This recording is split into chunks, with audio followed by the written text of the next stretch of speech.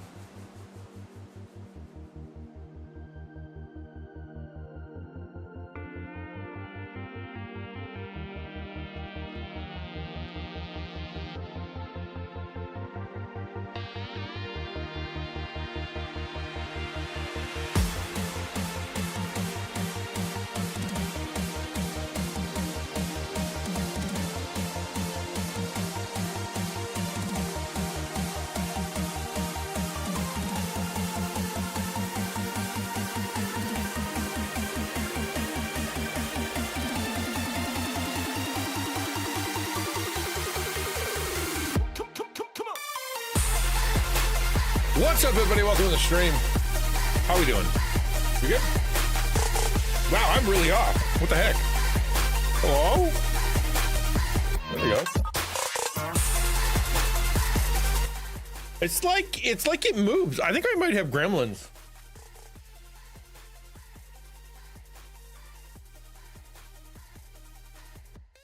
I don't know if that's a problem where you're at, but it is where I'm at.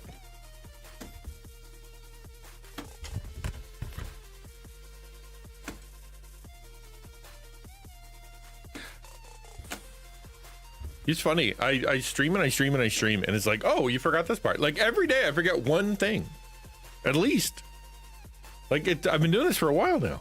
Hello Shenanigans. Hello Ransom. I think today I've forgotten how to turn on my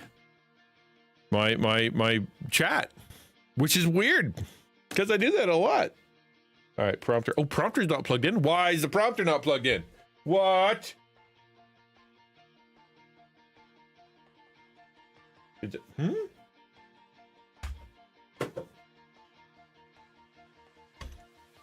That's odd. That's odd. It's I didn't change anything. At least I don't think I did. I'm not even sure which wire it is. Not that one.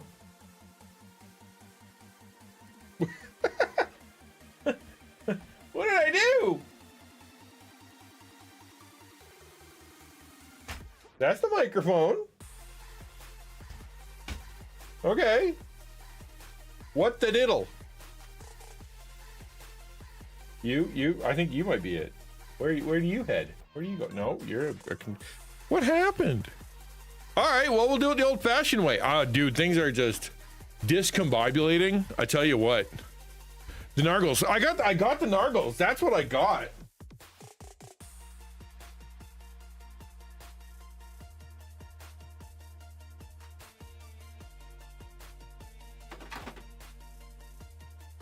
Okay. All right. We're figuring this out. How you guys doing? Talk amongst yourselves. All that. Did that plug it in? Hello, Jittery Squirrel. Good to see you. Oh, don't be broken. I can't handle if my tech has decided to broken. I'm not sure I can handle that. What the heck? Okay, hold on. Prompter. Oh no, prompter's broken. What the flip? Oh, whatever. Dude, I don't know what happened. I don't know. Is my everything frozen now? Hello?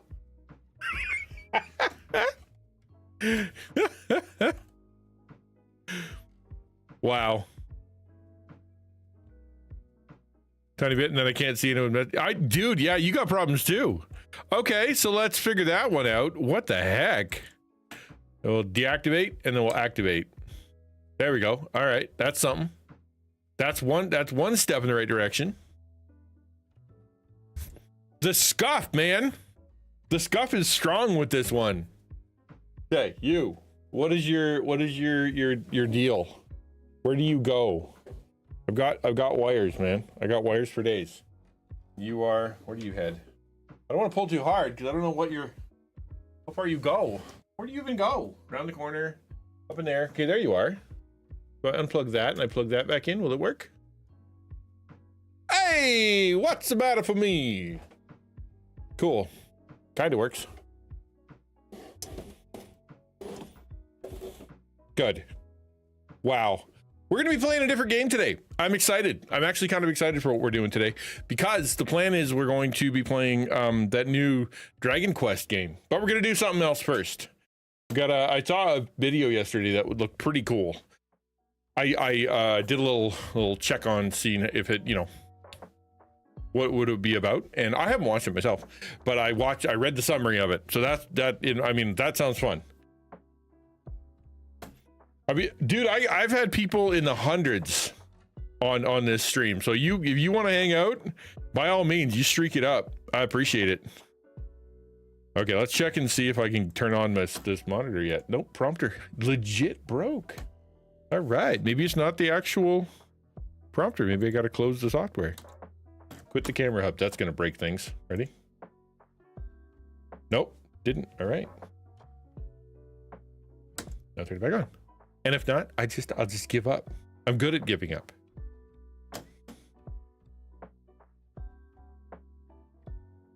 Not like that. Not like that at all. What if we take it out of here and we plug it in down here? Will that fix anything?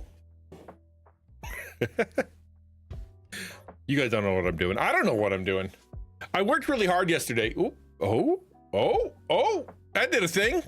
Hello, welcome back. Oh, it turned itself off again. No, it's back. Nope. Okay, we're back. That's all that matters. Stop Soaring Eagle. Okay, so everything's fixed. It's all better now. Thank you for being here. I'm good. Yeah, we're gonna be doing stream today. We're gonna be doing a video about 12 questions to reveal your spiritual maturity. I think that's gonna be interesting. We'll see how we do. I would imagine it probably also works for just the word maturity, to reveal your maturity. How mature are you? But at the same time, spiritual maturity is a big part of it. I started very scuffed, so that always throws me off a little bit, but I feel like I'm doing okay. I'm doing okay now. That's what matters right this second. Then we're going to be jumping into the new Dragon Quest VII game. I showed you the video yesterday. I was kind of intrigued by it, and the reason I was intrigued is not because I'm such an RPG guy, but because the graphics look really cool. I think that's fun, but also because I was looking for a game to play, and the Dragon Quest VII just kept coming up, and I'd never heard of it before. And then just happened to be coincidence that the remake demo was released today. So sure, why not? Let's do it. What's up, DJ? Appreciate that. Yeah, happy new year to you too. I was working on my VTuber yesterday, so that feels pretty good. I got my buttons sort of set up, and we're going to be hopefully doing VTuber stuff soon. That'll be fun. I've got an idea for some video stuff. That's kind of cool.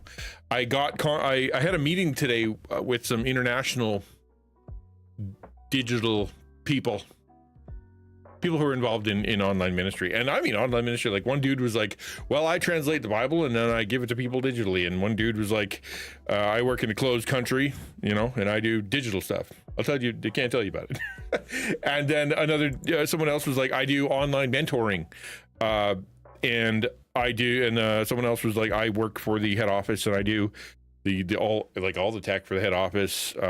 One person had a Facebook group that was like massively cool. Like he's got small groups in Iran and small groups in just all over the place that are seeing some amazing baptisms and whatnot. And he's kind of like their pastor leader of their small group, which is very cool. So we're all sitting there talking and commiserating and having a chat, and just this, all of a sudden I just kind of shared, right? I'm like, well, I could use some prayer right now. Things are so up in the air with me. I don't know what's happening. I need support, but I don't know who's going to do it. I don't know if people are going to step up, and who knows what'll happen within the next few months here. And all the digital ministry people are nodding their head. Yep. And then all of a sudden, so-and-so was like, yeah, I was doing really good. And then I just, the people who've stepped up didn't step up. And now I've lost all of my middle area volunteers so she's the only one mentoring like a certain age group that she wasn't doing that before. Someone else was like, yeah, I'm doing all this ministry, and he's good at it. Like, he's a really popular guy, and he's like, I can't get people to get behind me. They agree with me, but they don't get behind. And so like, it's a real problem in digital. So it felt good that other people are struggling. It's not just me. But at the same time, it's still a bummer. So it was nice to kind of talk to and pray about stuff. And one guy from, the whole meeting was hosted from Thailand, actually. The leader guy was in Thailand, so he was early. I got a text in the morning that said, you should be here at 9 a.m. and I'm like, you said 10. And so they're trying to make it easier on people who are for the international folks. And poor Alberta guy, I can't complain. My meeting was at 10. Alberta guy was at 7, so I can't complain. 9 is a very reasonable time to have a meeting. How are you guys doing? Today is the last stream of the week. For a little while, I'm going to be doing Monday, Tuesday, Wednesday, just Monday, Tuesday, Wednesday. And the reason is because I'm trying to get a rhythm in place to release the videos for like all the videos that I've been doing for rethinking influence. I need to get into a rhythm with that. I need to figure out my system and my pattern and all the rest of that. And I haven't done that yet. And so I need a bit more time to get that done. But other than that, what was I do? Oh, here's something fun for those who care. I downloaded Honkai Star Rail this morning. I was sitting there. I deleted AFK Journey. I'm like, I got to a wall, the same wall that I hit every other time. And that is, you know, I'm not playing anymore. I'm just watching it play itself and then turning it off, which is dumb. And that's what happened when I was in playing Honkai Star Rail last. Like I got to the end of and it was like, okay, play yourself. I'll go over here, which is really what's the point of that? So I downloaded it again because they're on 3.0 and I quit at the launch of 2.0. So I've got a lot of content that I can get through. You can check out anytime, but you can never leave. And I logged in a few weeks ago to try, and I'm like, oh, let's see if I still like it, because it would just happen to be I think it was still installed. I don't know, I can't remember, but I saw the menus and I'm like, oh, I can't. I don't know what's going on anymore. There's so many menus, there's so many new things happening. I don't understand. But I'm like, you know what? I need something to be a bit more consistent, to do something like when I don't know what to play, I'll go play that. So hopefully that'll be fun, or it'll be overwhelming and terrible. Soaring Eagle says, is it wrong for Christians to burn incense? No. In their homes? No, not at all. It's just a smelly thing. Are you worshiping a demon while doing it? Do you believe it is a magic thing that's going to keep the nargles away? Is it something that you're doing as a form of worship to someone? Like, is it like so, or is it just smelling incense? Because you got to remember that back in the day, and I mean the day being like when I was a kid, right? Just to smell, yeah, dude. So back in the day when I was a kid, though, I grew up Baptist, and one of the things about the Baptists generally is that they're very conservative when it comes to what they do and how they do, and it's very carried away. So it's like dancing is a great example, because it's like, well, Baptist, if you're Baptist, you can't dance. Why? That doesn't make any sense. You're dancing in the Bible, you know, like, what does dancing do? Well, where do you go dancing? Well, you might go to the bar to go dancing, and when you're at the bar, you might have a drink, and when you have a drink, you might get intoxicated. When you get intoxicated, you might make some sins. When you do that, you might get yourself in real trouble. So therefore, what's the problem? The dancing. We should not let people dance, which doesn't make any sense at all. Which is the same thing to where you get like the incense, right? You can't burn incense. Why? Well, because somewhere back in the day, ages ago, somebody used incense to, it was part of a foreign Eastern whatever religion. So therefore the issue was the incense. No, it's not the incense. The issue is the worship of the idol, not the incense, right? Like we have to look at it through a biblical framework, not merely a traditional or some kind of, what do the super ultra conservatives say, right? 40K Nurgle Chaos God. There's candles for that. Yeah. No, the Nurgle. Yeah, Nurgle's from Harry Potter. Todd, I don't know where you find me a verse that says don't burn incense because you think it smells nice. It's not there. And the people who are burning incense, or people who are burning candles to smell nice, how's that different? People that have Febreze, like a Febreze plug into the wall thing, how's that different? Right? Like, it's just a smelly thing. Doesn't make any sense. In fact, I would say that the belief that the incense opens you up to demonic bleh is superstition, which is a sin. Right? You're afraid that Satan might take over your house because you made it smell like, I don't know, whatever you made it smell like? That doesn't make any sense at all. It's like the folks who were like, and this happened back in the day too.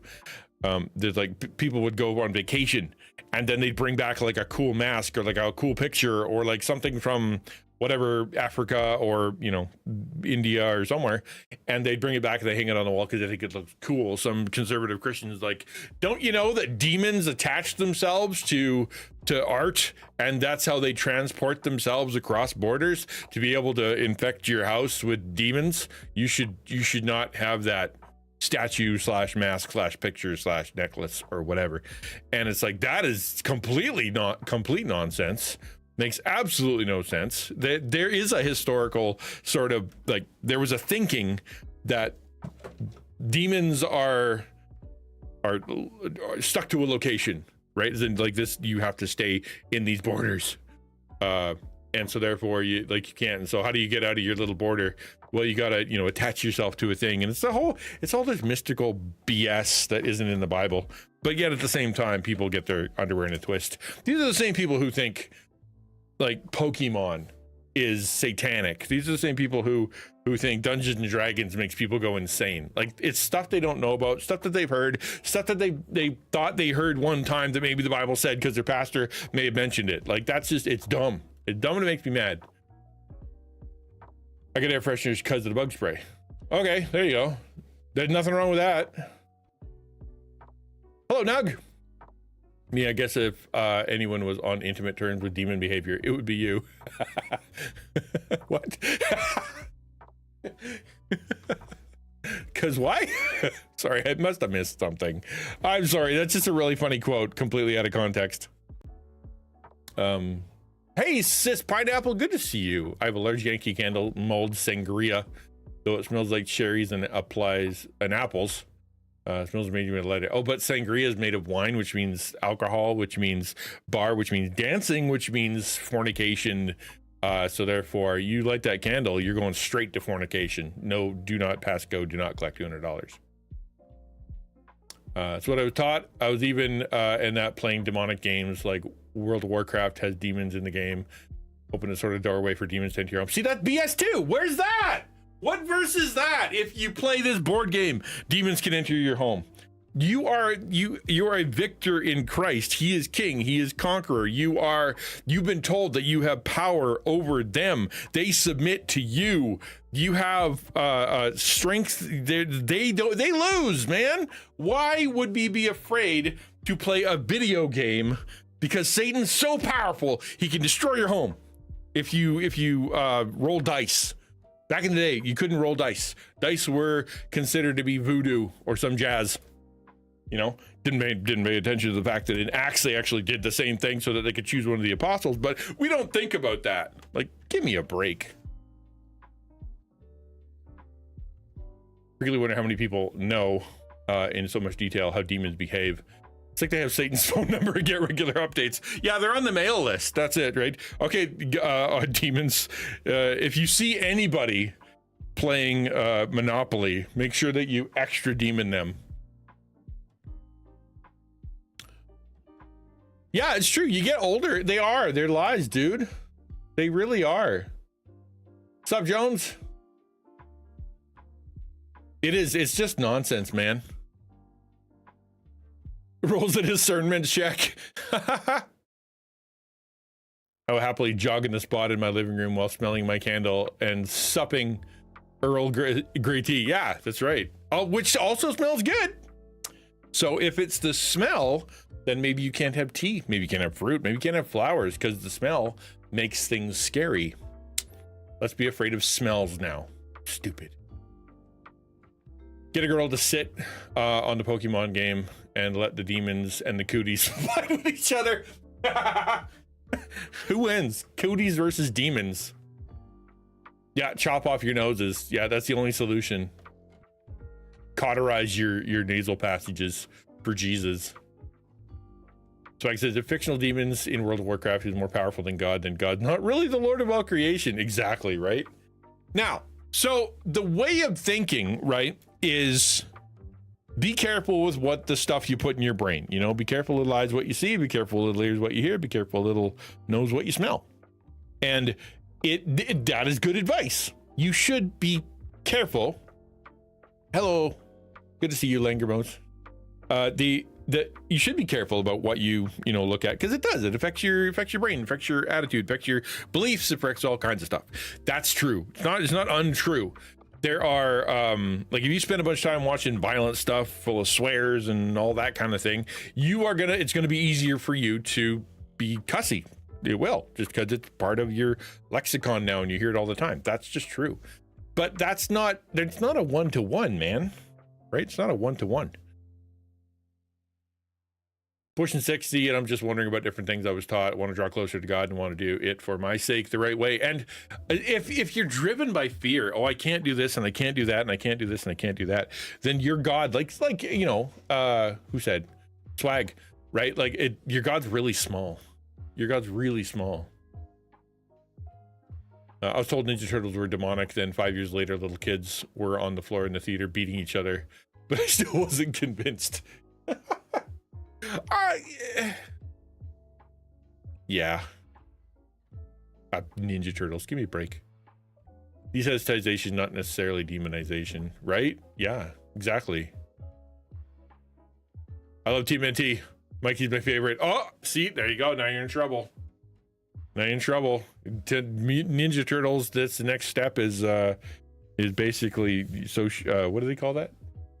Christian Science. Scientology. TMNT leads directly to Scientology.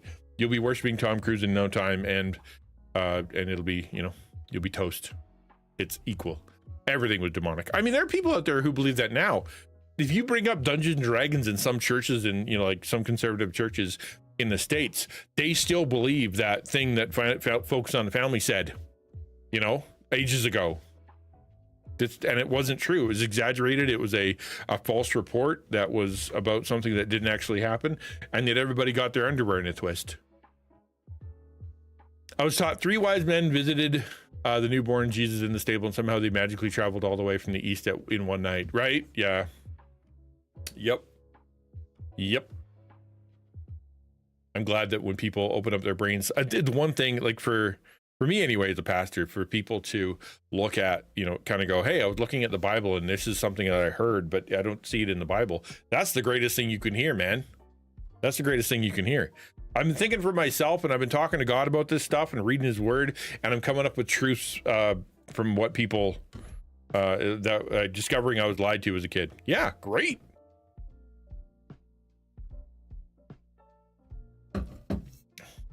Yeah, the paranoia still lingers. It's true. And although I did hear you want to hear a really good one? It's sort of a modern one.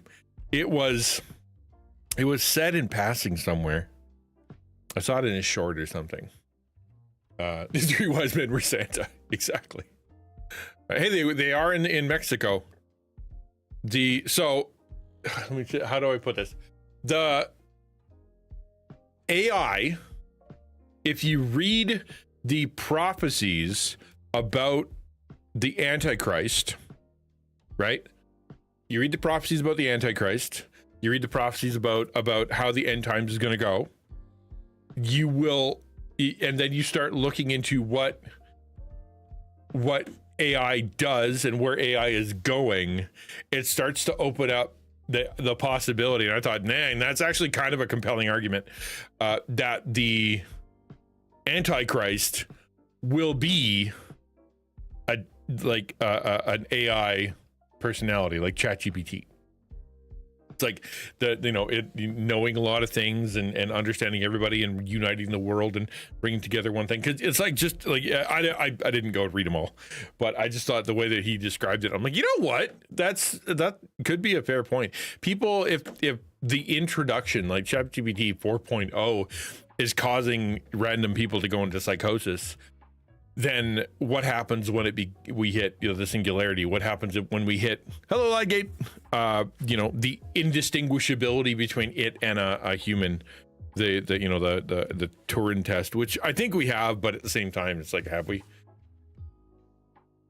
I know, that's what I'm saying. I just think I never considered that the AI would actually be a part of that sort of factor, and it kind of is. I was watching a video yesterday about the insidious nature of what's happening with AI and the crazy stuff, man. Like, did you know that like some of the top crazy like AI super scientists in the United States were sworn in as generals in the military, right? Like they now have a rank in the military. Why do they have that? Because AI and the military and the US and all that stuff is starting to work together, and they now needed a rank for some reason. Crazy stuff. The the argument he had, one of the really good arguments was, why do you think it's free? Right? Like if they're spending $1 zillion getting nothing back, right? 95% of the people who are on ChatGPT aren't paying for it. The 5% that are paying for it aren't paying enough to pay for any of it. Why is it still going, and why are people still crazy about it? Like, what is the investment? What are they investing in if it's all losing billions of dollars?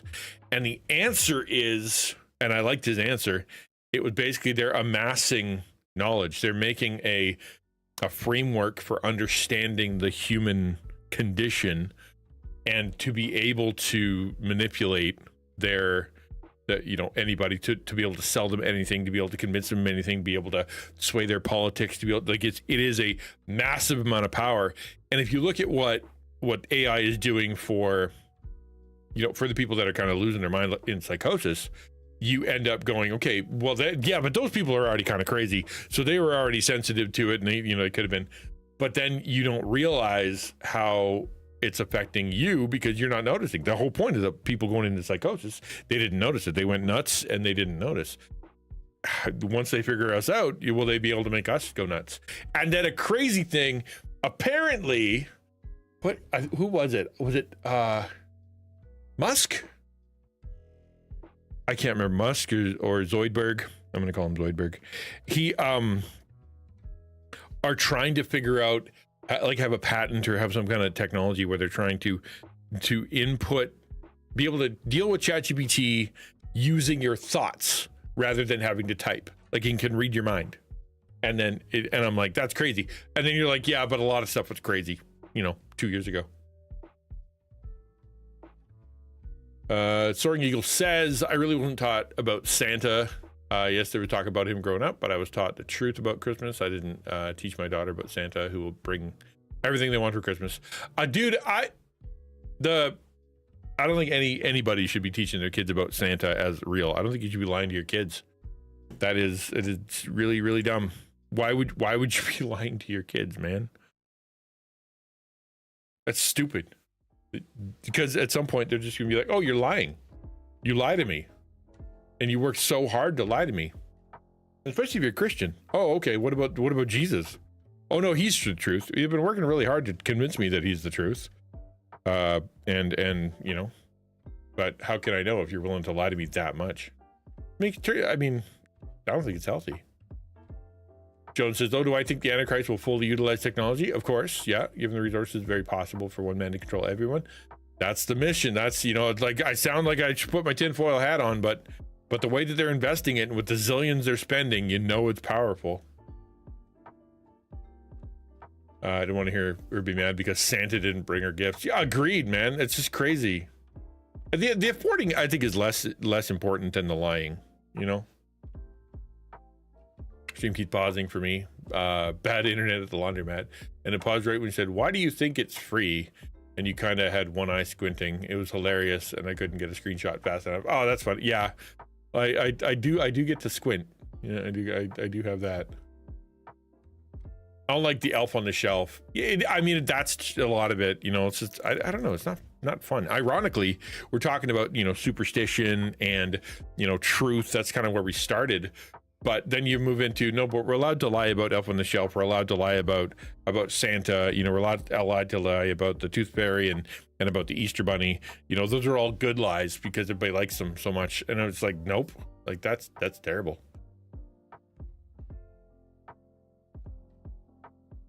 My parents never let us believe in Santa. I'm glad they made that. Yeah, I agree. It's Arnie and the Terminator. He's gonna take over the world. No. The Terminator is too obvious. It'll be like what's that robot guy that was like Robin Williams? He was all nice, right? He's gonna be the one that takes over the world.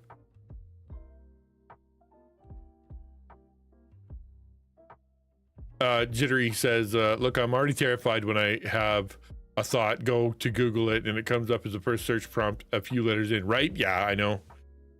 How basic are we? Also, yeah, it's getting to know us more and more and more. It's nuts. It's amazing when it goes off the rails though, because you're so used to kind of like punching stuff in and then it kind of giving you back what you expect, and then when it goes completely off the rails, it almost snaps you out of the delusion. You're like, oh yeah, I'm talking to a machine, not like an assistant. It's a machine, and it's clearly losing its marbles at this point because it's not working for anything I want it to do. Like, I was trying to get a game out of it. I need to play a game, and it would just give me the same list of 5 games no matter what I tried. Oh, you should try this one. Have you tried the same exact one? Have you tried this exact one? You should try this one. And I'm like, give me something else, and it just wouldn't. And it just was like a reminder that it is not a perfect system. Elf on a Shelf is becoming a bore in a drawer.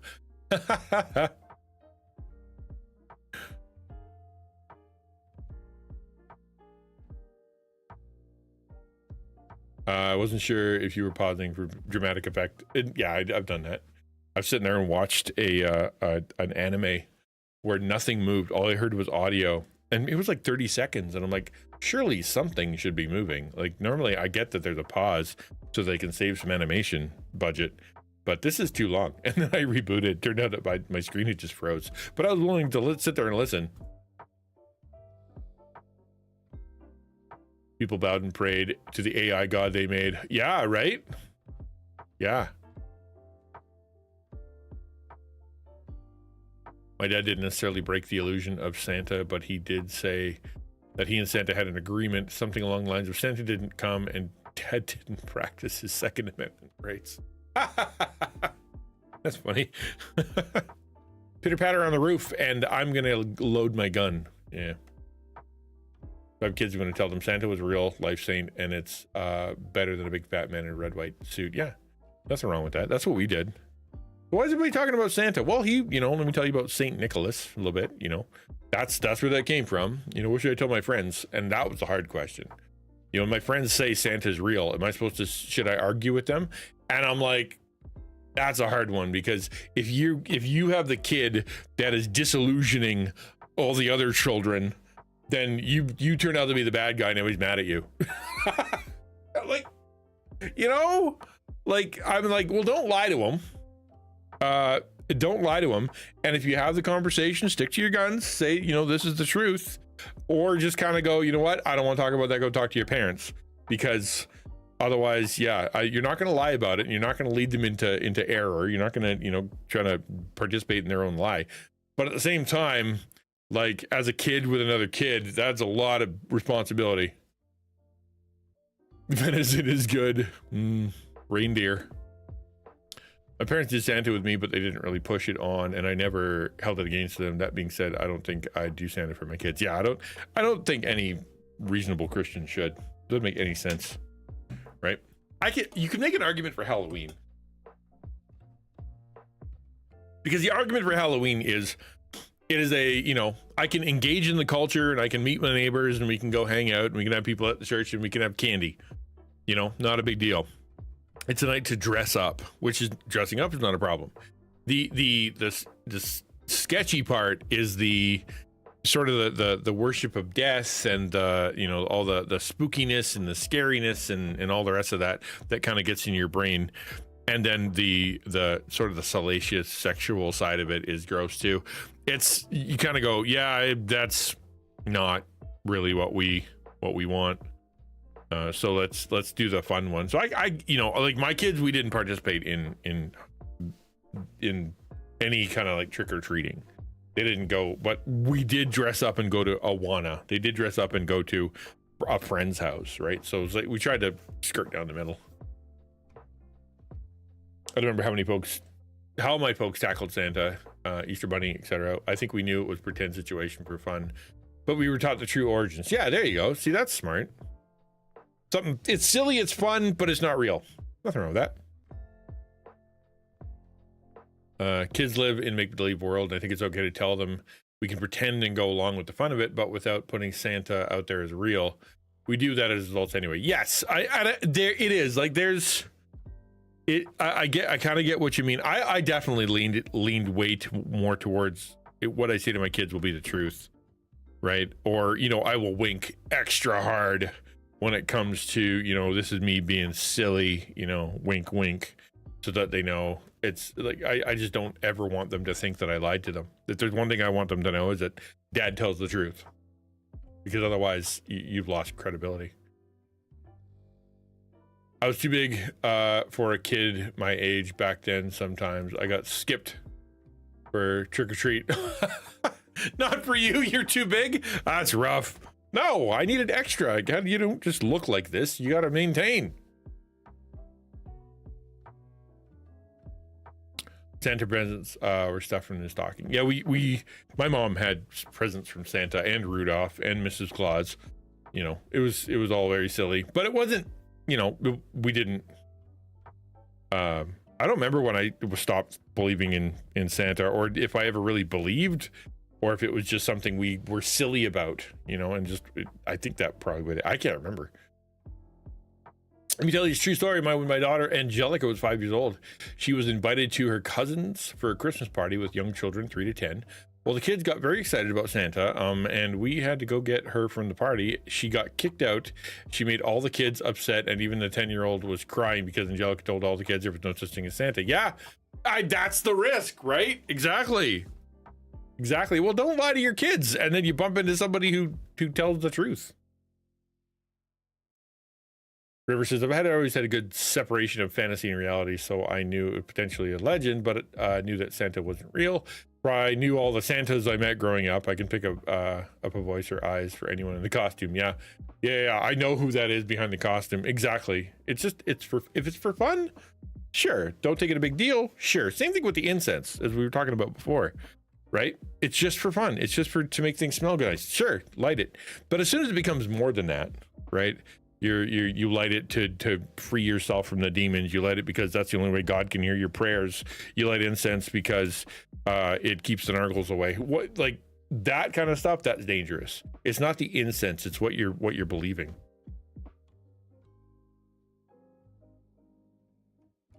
If I were to do elf on the shelf thing, I'd let the kid know I'm the one moving it. Challenge. Exactly. That's the pickle in the, what's the pickle one? Pickle does that. You got to hide the pickle in the tree too. That's one.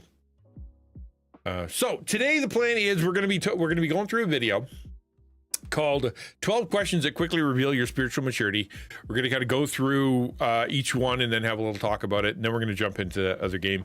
I think now's a great time to start it. I'm going to let's flip over here. Boop. And we will I'm going to push play and we can go. So you guys, if you want, follow along. We'll see what they say, and I'll try to pause when it comes to the questions. We can have a little talk. The Christian who is able to receive rebuke, regardless of how it is. Wait, what? The Christian who is able to receive rebuke, regardless of how it is delivered, is the one who is mature. When you and I are more concerned about what others might think if it is found out that we have failed, that we have sinned, that is an indication that we're not as mature as we could be. Todd Friel, man. You gotta love Todd Friel. He is an intense dude. He's such a he plays the character of a really intense kind of preacher guy, and he is one, but at the same time he's also reasonable. I actually like Todd Friel a lot. Wretched Radio. But that's the first one, being able to take correction, and he's dead on. Dead on. Be far more evil than the original sin. So sometimes I don't know about that. Rebuke implies that you are being told you're doing something wrong, right? Yeah, Todd says it how it is. So the but yeah, if you're being rebuked for something that isn't wrong, that's bad. I agree. But the intention is somebody comes up to you and goes, hey, what you're doing is wrong. What you're doing needs to change. Your behavior is wrong. Your thinking is wrong. What you're saying or doing is wrong. You need to change that.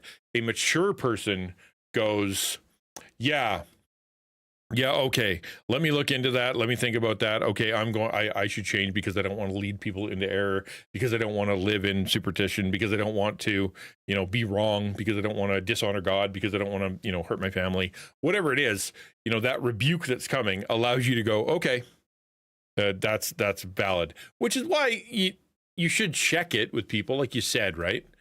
It can be a problem. So you don't just immediately just take it, but you should check on it. Hey, someone to rebuke me for being XYZ. Is that true? Is that true? Right? Kid steals the cookies from the cookie jar, though. The problem he should get is verbal rebuke or something, not removal of his hand.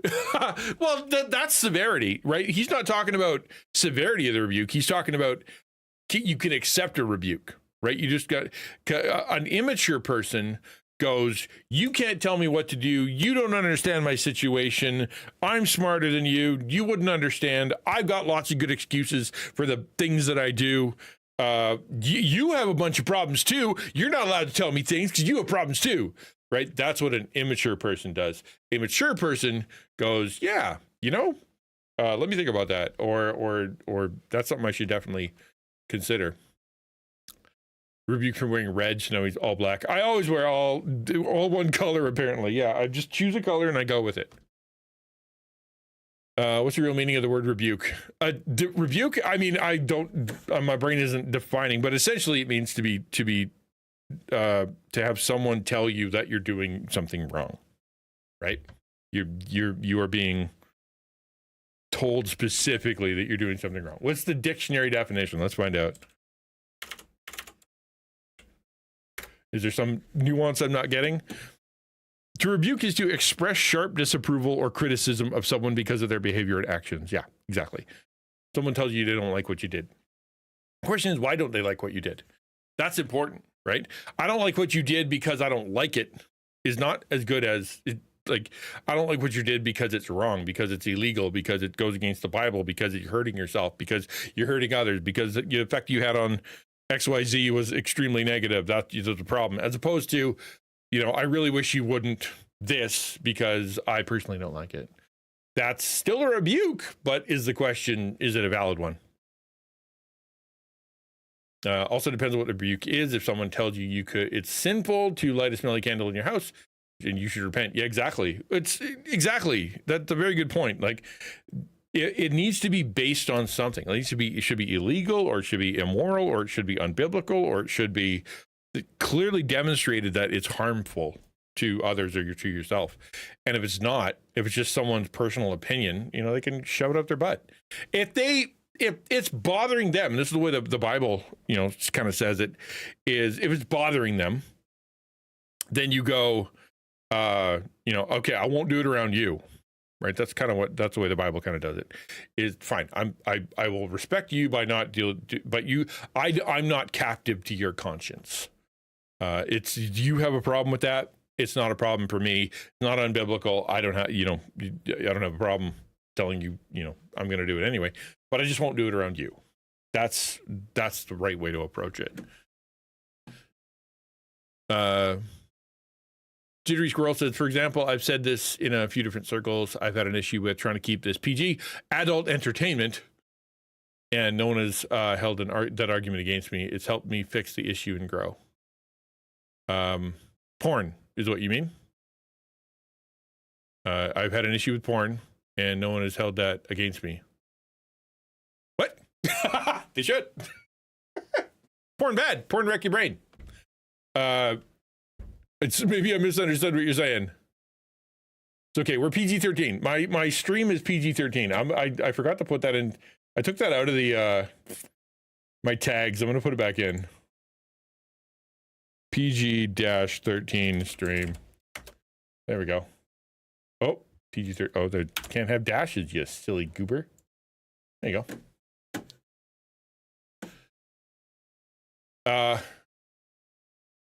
Is it wrong to pray and rebuke, say, if someone is using foul language and you don't like it at all? Anyway, question is it wrong to pray and rebuke that language? So pray, I mean, praying isn't bad. Right, pray no do brain good, pray do brain bad. Yeah, exactly. Porn do bad for relationships too, like not good for anything. So is it wrong to pray? No, ever. You should pray about it. Like the way that Jesus talks about it is, before you go and correct somebody, before you tell them they have a log in their eye or a speck in their eye, you should check out the log in your own. Part of that is introspection. right? That is the question. Am I wrong? Where's my motives at? Jesus says, the measure that you judge others will be measured to you. That you should be compassionate with people. Like that, all that stuff that he says about how to deal with other people is always introspective. Look at yourself first. Come at it with love.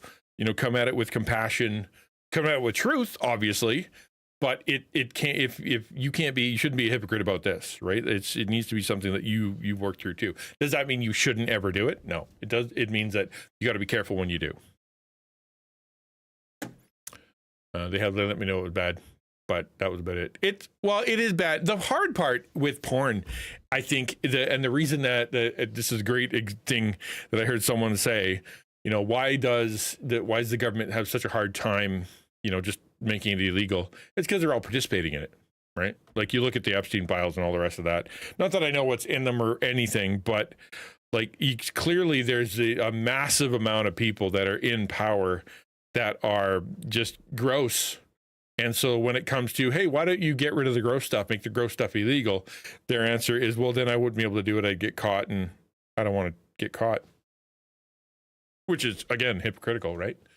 Like I have an opinion. My opinion is this, and it makes absolute sense to me because I think you could do it in the UK, and that is porn should be opt-in when you get your internet, right? So when you get your ISP, and just like, okay, I need internet at my house, that you should have to say, I want porn. Like click the I want porn button or call them up. Hey, can you please turn on the porn? Because that way it would be removed from zillions of houses, inaccessible, right? Inaccessible because the IS blocked at the ISP. But why won't they do that? Money, and they're doing it and they want to, I guess. Pineapple says that's an interesting one, as one person's definition of bad language is different from another's. Agreed. I'm in the UK, and there's certain words over here that are considered bad, but which means something completely different in the US. I think of bad language, it depends on the intent. If it's a stream, then nothing wrong with a streamer setting out your rules. Same thing with your house. Bad language implies, and like you said, it's cultural. But there should be no corrupting talk no corrupting talk comes from your mouth. The Bible says that, right? Corrupting talk essentially is talk that doesn't edify, talk that doesn't lift people up, talk that isn't seasoned with grace, talk that isn't good. Does that mean you can't tell jokes? You can't be sly, can't be silly? No.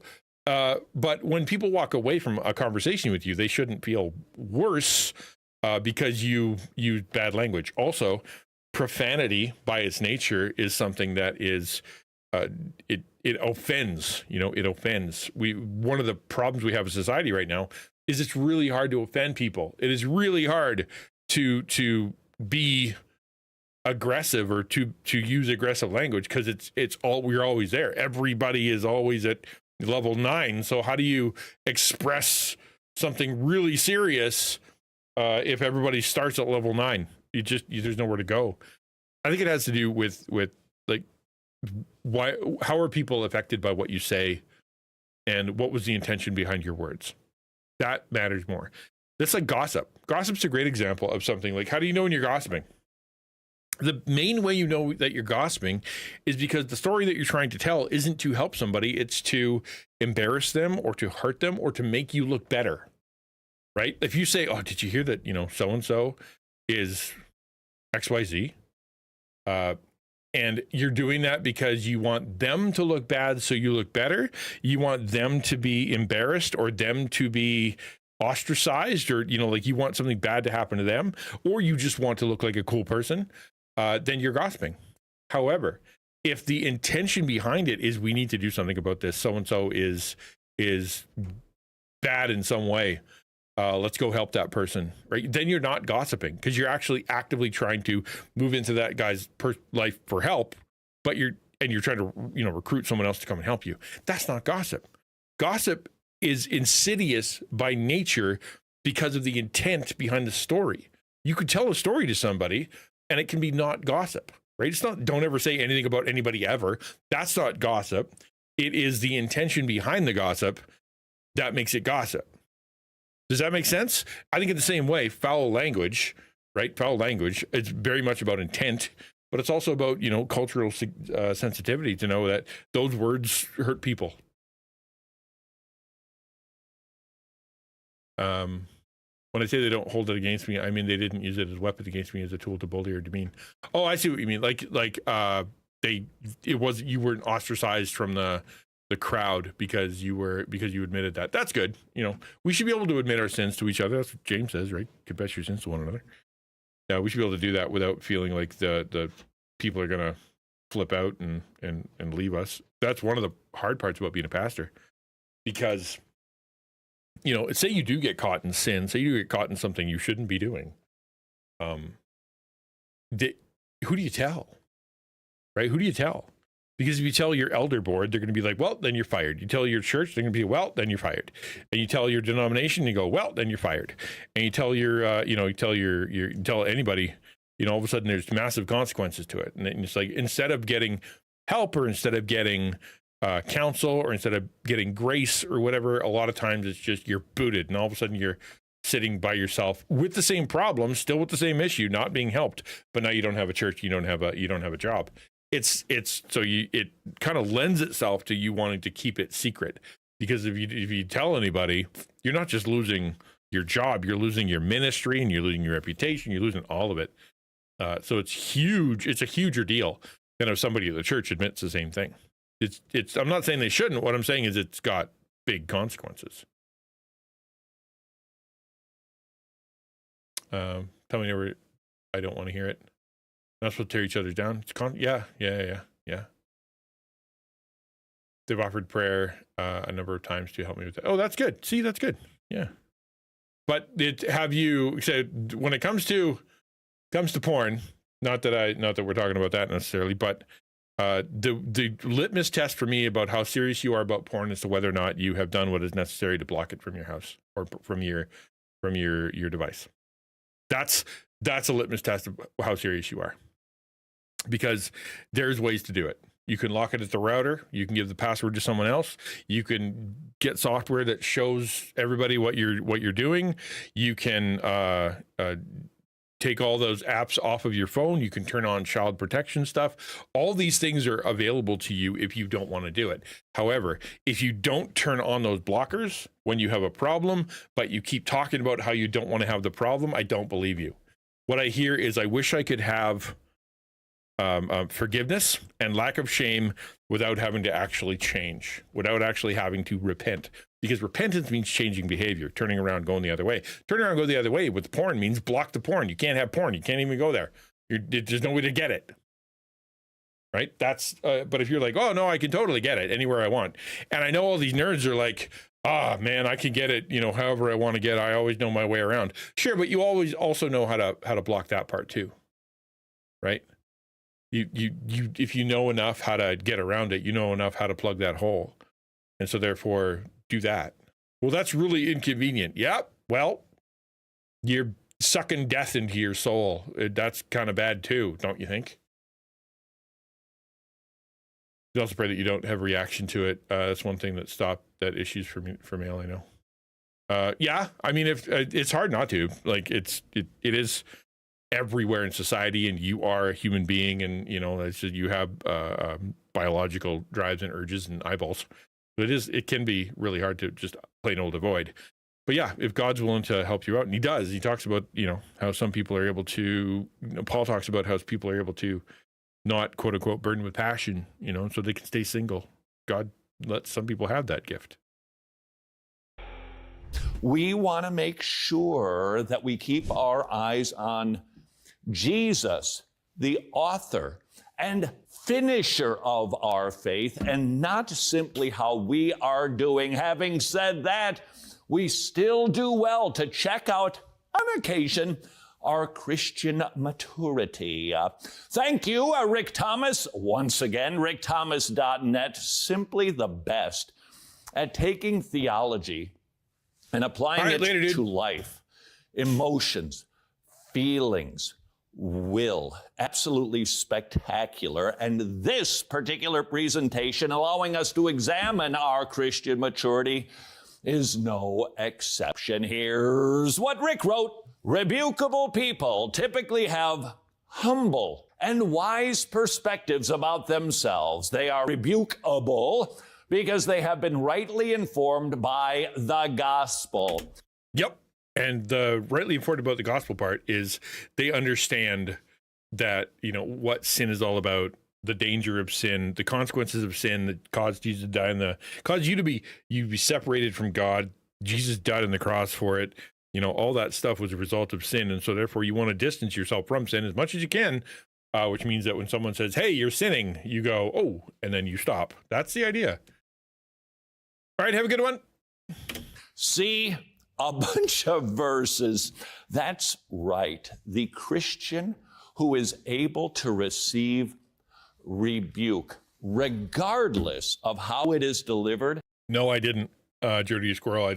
I haven't sent a friend request out for a long time, but if it has an underscore after XtianNinja, then the answer is no, that's someone else. That's a bad guy.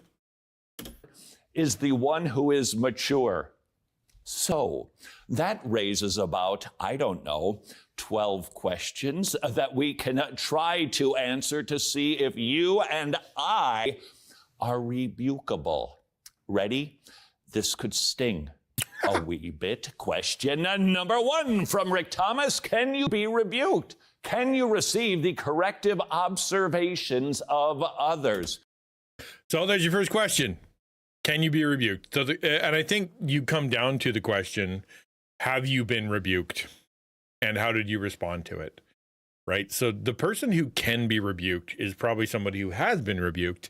And when they were rebuked, went, ooh, I should change. Or, you don't have to like it at the time. You know what I mean? Yes. Don't friend that person. I didn't like it at the time. I kind of grumbled about it. I tried to put up a little bit of a defense, whatever. But eventually I went, yeah, it was me. And so I asked forgiveness and I thanked the person and whatnot. So if you're always right and you always have an excuse and there's always a reason for what you do all the time, and if anybody tells you you're wrong, you respond with anger, that's a problem. All right, ad break coming up. I think we're about to begin an ad break. So, hey, that's just the way it is. Yeah, that's a big one. If you have been, you'll know. It's as simple as that.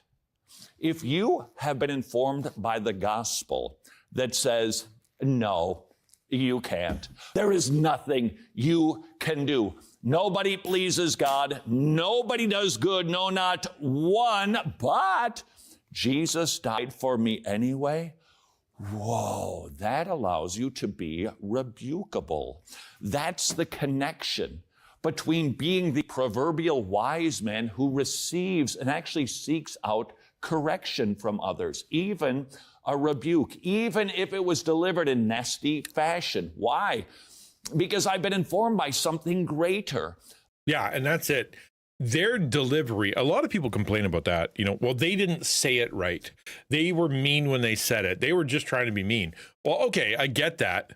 But were they correct? Right? That's what's important. Were they correct? They may have offended you. They may have come across the wrong way. They may have used the wrong words. Well, were they right? The gospel tells me I am far worse than any rebuke I could ever receive from anybody. Now, when they come with their little teeny tiny correction compared to, whoa, the mountain of sin that I have compiled, that ain't no big thing. So may I ask you, can you be corrected? And most likely, you're going to answer the question the same way that I would. What has your mimic done that you're aware? Nothing. I have no idea. He definitely didn't friend me. All I know is he's friending people. I don't know what happened. Everybody seems to be telling me that they're blocking him. So I don't know. Of course I can be rebuked. Are you kidding? I do everything perfectly.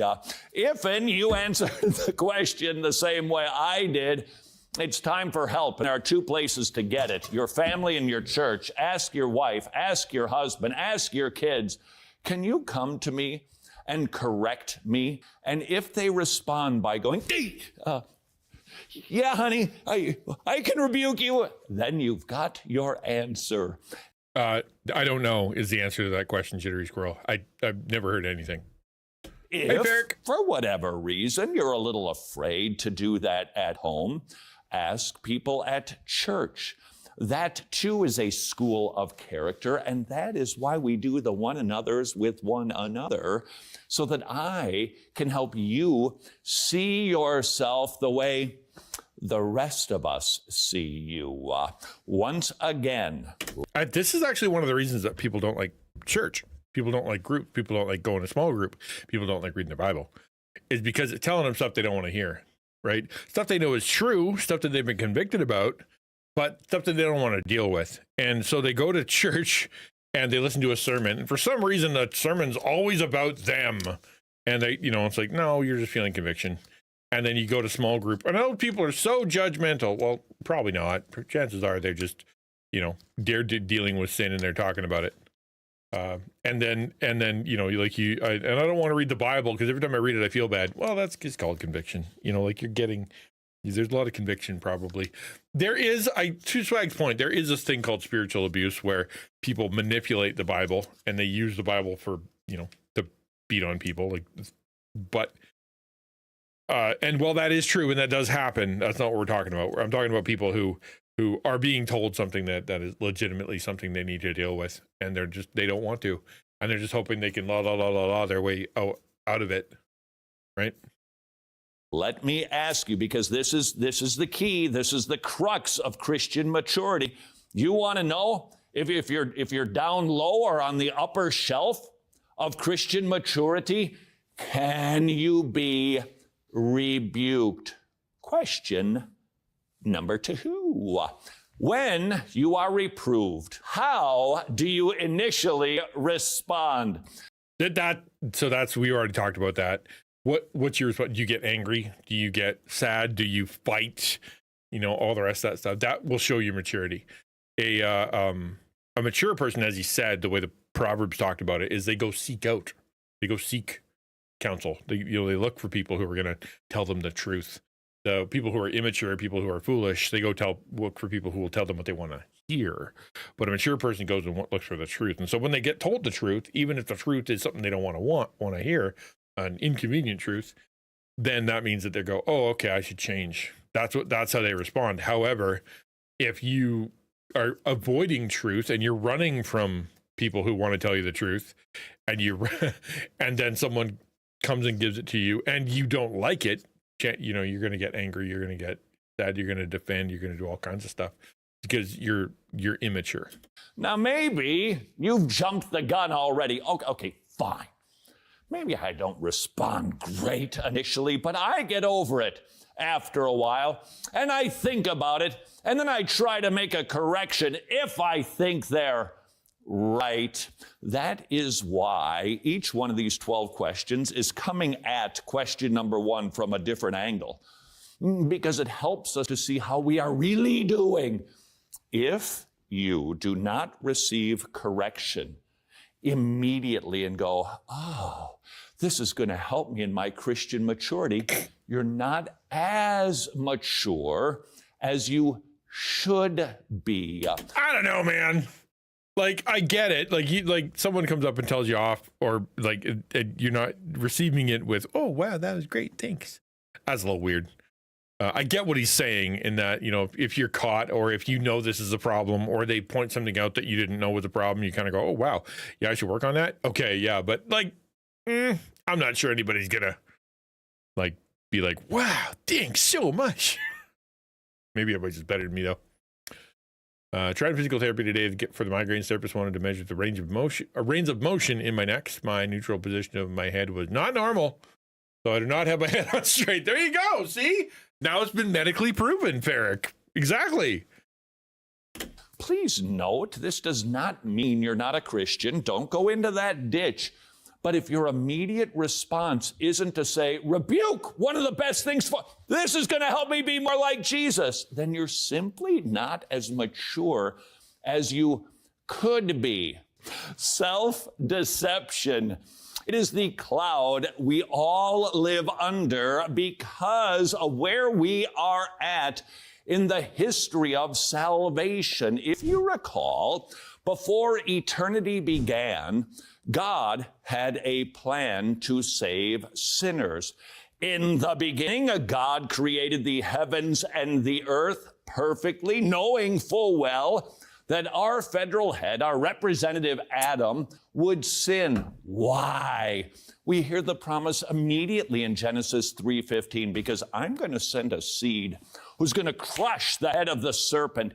The serpent will bruise his heel, but he, the promised one, will bring about your redemption.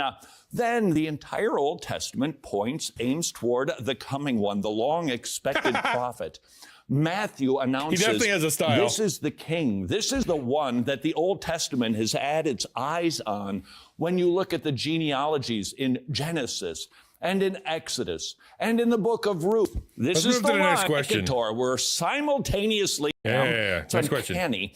We see that you and I, all that, and a bag of chips, which frankly doesn't sound that grand, but that's the cliche. Question number 3 from Rick Thomas. When reproved, are you more focused on the person who said it and how they said it, or can you humbly respond to what was said? That's a good one. I'm going to back that up so we can see it. In the big inning, yes, when Adam and he talked about baseball. Yep, that's a good line. I like that one too. When reproved, are you more focused on the person who said it and how they said it, or can you humbly respond to what was said? I would say as a human being, it's really hard to divide those two. You know what I mean? Like if you don't like that person and that person has proven themselves to be a jerk to you or whatever, and they're right, you know, it's gonna be, well, yeah, he's a radio guy. It's gonna be harder to take. That's true. That's just very true. However, at the same time, if you end up not being able to hear what they're saying, right, because you are so jaded against them, or you're so biased against them, or you're so, you know, whatever against them, then that ends up being a problem. I'm not saying that it's going to be easy or that you're going to like it, but the question is, are you able to hear what is said, or do you only ever respond to the person, right? I don't respect you, therefore I'm not going to listen, even if you're right.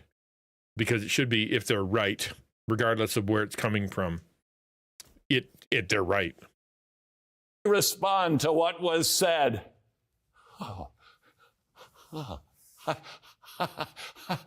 I never focus on them. Have you ever caught yourself saying, okay, look, so I blew my stack a little bit. Do you have any idea what my kids did today? You'd blow your stack too. What are you doing? You're blame shifting. Of course I'm justified. Those kids caused me to. Or my spouse said it in such a way. Or I had too much coffee, or I'm stressed out at work, or financial stuff. Like, the reason I can treat you badly and not love you is because of external purposes, and that's why you deserve it, or that's why I'm allowed to do it.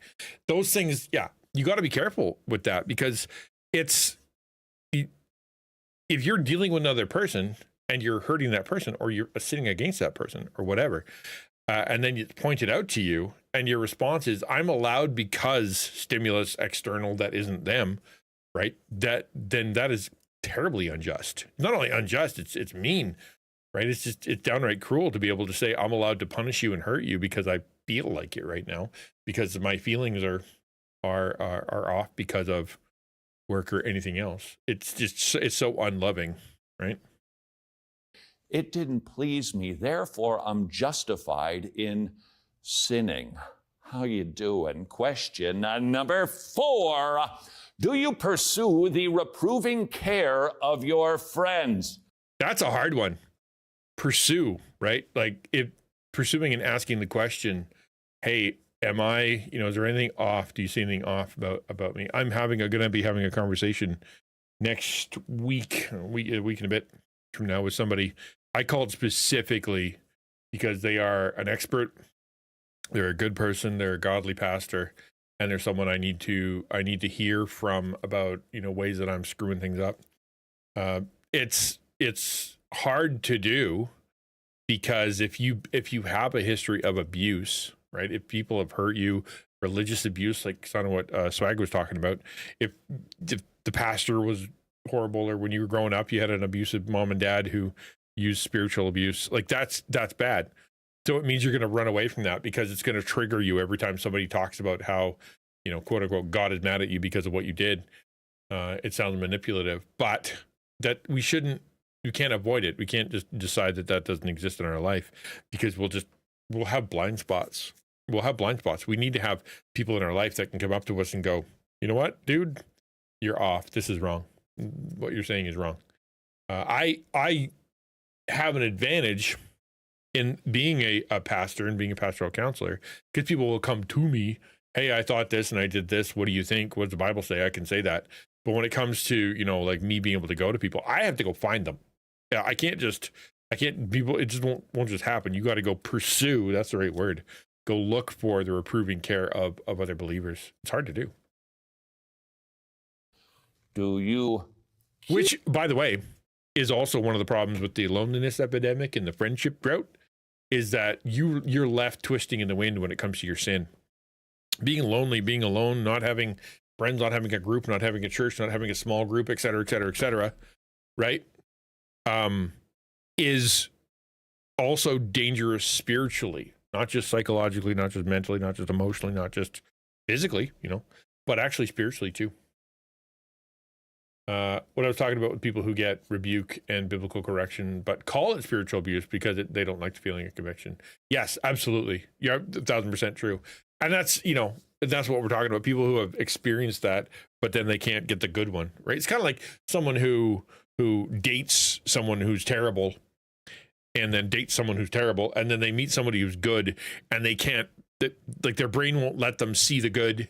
They keep trying to self-sabotage, or they keep trying to assume that person is wrong, because that's their framework, right? Even though that person is a good person and they love them and they want the best for them, they can't see it because of their past. I think in the same way, people who have had a spiritually difficult past, they have a hard time seeing a good pastor or a good Christian or good Christian friends or good, good preaching, because they've colored it with their past. Yes, distinctive and unmistakable are the two words. Keyword: pursue rebuke. Not receive it when it comes. You go hunting for it. What? Go looking for problems in my own life. Bingo. That is precisely what makes a Christian a mature Christian. When we are thinking about the gospel of Jesus Christ, that he is conforming us into. And to what Swag is saying, one of the things that people get confused about is that if they're told that God is always on their side and God would never make them feel bad, and God would, heaven is open to everybody, like kind of the removal of the bad news of the gospel. Bad news being, you were a sinner, you're condemned to hell, you're under God's judgment. There's, his wrath needs to be appeased, and you're in trouble if it's not. Like, get rid of all the bad news and only do the good news, and then you're in trouble, because when someone comes up and goes, hey, you shouldn't do that, how your response is going to be, well, I'm still saying God loved me anyway. This is how he built me. I'm fine. As opposed to, you're right, I do have a sin nature. You're right, there is bad stuff going on inside of me. You're right, I'm not perfect yet. I should honor God with this. This is something that definitely is between me and God. Let's figure this out. Bad theology is going to lead to the inability to be convicted. His image. In other words, I want to be like Jesus. I know I'm not yet, even though I have imputed righteousness. I don't want sin. I don't want to be doing the deeds that were the cause for Jesus to go to the cross. Yeah, and that sounds like a terrible way to put it for some people, but it's the truth. Like, why do we hate sin? We hate sin because of what it did between us and God and what it did to Jesus. That's a good reason to hate sin. Sometimes that can go the other way, where a person is always saying sorry and beating everyone to the rebuke. They think it might be coming their way. Yeah, because that's abuse. Exactly. They've been abused, and so they're trying to shortcut the abuser, doing bad stuff, and so they live squelched and squished because they don't want to, get in trouble. Yeah, that's also a way to do it. Eric doesn't like Todd. Todd is a certain flavor. I'll give you that. Todd has a certain flavor. Not everybody's going to like him. But if you don't like Todd, my question is, do you like J. Vernon McGee? Because if you don't like J. Vernon McGee, then you're not allowed to be my friend. To receive the punishment for my sins, the mature Christian actually seeks out rebuke in order to eradicate sin from his or her life. And by the way, if you're starting to feel a little bit down in the dumps, hang in there. If you're not matching up to this and you're thinking that you're just a Christian baby, there is some milk to help you grow, but not now. We're going to continue to get that's okay. If you are struggling with conviction, you are struggling with relationship, and you are struggling with pursuing it, you are struggling with sin, that's good. As long as you're struggling, that's what matters. If you stop struggling and you don't care and you leave everybody and anybody who tries to help you till you get lost, that's a problem. But if you're like, man, I don't feel like I measure up and I feel like I have so much work to do, good. That's a good place to be. Right? That's like going to the gym and being like, wow, I can't lift everything in here yet. Like, yeah, that's okay. But you're at the gym. That's a huge part. That's a big deal. kitty punched. Question number 5. Are you tempted to sulk or go into self-pity mode after you are reproved? Or get angry like crazy. Respond with anger.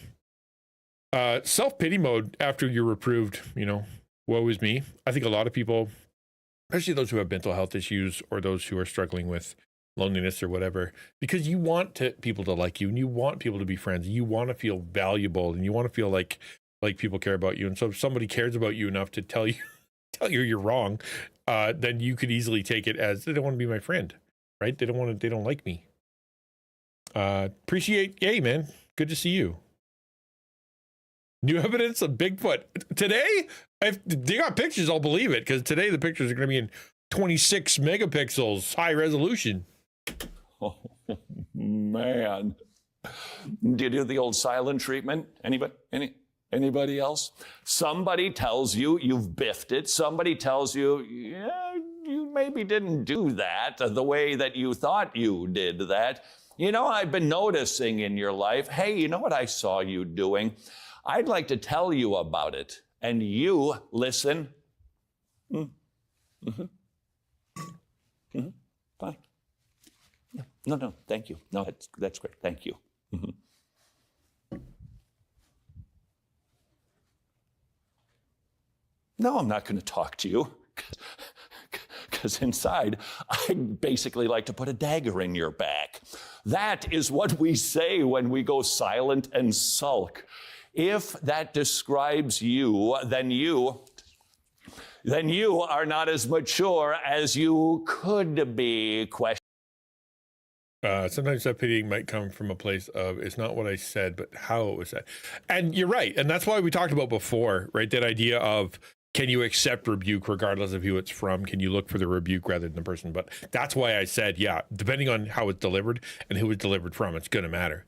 Right? There's some people who they can't deliver the news well, and they shouldn't.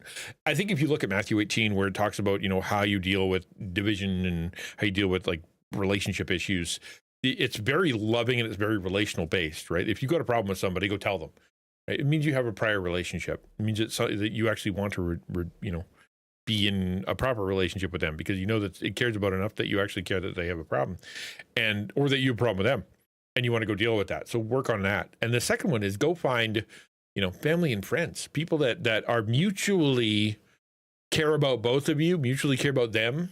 Right? Not some stranger. Don't come down with the hammer. Don't go grab, like the pastor. Don't, like whatever. Like, don't go hammer this person trying to, make them feel bad. It's relational. Go find people who care about them, who know how to talk to them, who they trust and know that love them. And then you can have that, hey, you're kind of wrong, dude, conversation with people that they know are on their side. And then if that doesn't work, go talk to the elders, talk to the pastor, because presumably that pastor will, if you're at that level, he's going to come in and be like, hey man, with my level of authority, with my level of understanding of the scriptures, with me understanding you because I'm your pastor, and what I've heard from other folks and, whatever, and what I know about you, you need to deal with this. And then, like the idea is meant to be relational. I agree that how it was said matters. But I think the opposite side of the how it was said is unless you say it in a nice way, I don't have to listen. Right? I don't like how you said that, so I don't have to listen to it. Or if you don't tiptoe around me, and if you don't say it with a, in really nice words with the way I want to hear it, then I don't have to listen. Right? The self-pity part is maybe going to be something that's unavoidable depending on how big the sin was or how serious the rebuke was. But the person who's delivering it doesn't necessarily have the responsibility to hold your hand through it. Sometimes you need to be told. Sometimes it's going to come from people you don't like. The question is, are they right? Right? Question number 6 from Rick. Do you express gratitude to those who love you enough to bring correction into your life? In other words, you sing along with Wayne Newton. Dankeschön, darling. Dankeschön. I'm truly grateful for the rebuke. Does that describe you? You don't have to do it in the same key as Wayne Newton because, frankly, a dog who has been hit on the tail with a hammer can't hit that note. But the point is, you're genuinely grateful if you're mature. Question number 7. Are you more likely to focus on the reproof or the correction? The former is a tendency to be proud, while the latter is a tendency to be Let's read this again because I don't get it. Are you more likely to focus on the reproof or the correction? Former is a tendency to be proud. Oh, so I would say that what this means is focus on the person, how it was delivered, like you were saying, Ferrick, or focus on what was said, right? The actual correction. Like someone comes in and says, you're such a frickin' tool, you absolute buffoon. Everything that comes out of your face is stupid. And I can't believe you said that to her, right? You're like, wow, that was really horrible. But after you strip away all the mean part, you go, I said something mean to somebody, and it's known, and it had a bad effect, and I should probably deal with that. You're either going to focus on, wow, that guy was a jerk, and all the horrible things, we really could have said that better, and what a jerk, he know what he's, the reproof. Or the correction of, okay, what was at the core of that? What was the actual issue? What part do I need to deal with or fix? That's the hard part. A mature person is able to kind of hear the nugget. An immature person can't hear the nugget because of the noise. Do you consider the critique, or do you critique your critiquer? If it's the latter, not so mature. So the question continues to be begged. If you're not firing on all 12 cylinders regarding rebuke, indicating how your engine of maturity is running, thank you. I wrote that mechanical metaphor right here on the spot. Question number 8. Are you more preoccupied with arguing with the rebuker, or how to mature in your sanctification for God's glory? So that is one, as a pastor, I see the most, I think, is the person will have like no leg to stand on. But they will continue to try to argue. And usually it's just like the most insane arguments. And really like pie in the sky insanity, like, well, what about, this, and what if, I'd love to give you an example. My brain doesn't work right now. But like the idea is you come to somebody and you say, hey, this is an issue. And then they do not hear it. They just want to argue. They want to be right. They want to win. They don't care about the actual rebuke or the issue or their sin or the reconciliation. They care about is winning. If they can win against me or win against the person rebuking, that means that somehow they've gained some points, right? One thing which struck me about the subject at work, it would be called emotional intelligence. Yeah, that is a buzzword. How I received and deal with correction. It was a big thing at work. Well, a while back, not from a Christian perspective, managers were expected to show emotional intelligence, for example. Yeah, well, that's it. This is the universal human issue. How you deliver the news and the bad news and how we deal with problems, because we're going to have problems. How do we deal with it? Non-Christians are going to have problems and they're going to have to deal with it. Agreed. And they have a different term, but yeah, for us, it's basically like you personally on this side, can you receive? And on that side, can you deliver with compassion, with grace, with openness, with sensitivity, with understanding, with empathy, right? With intelligence.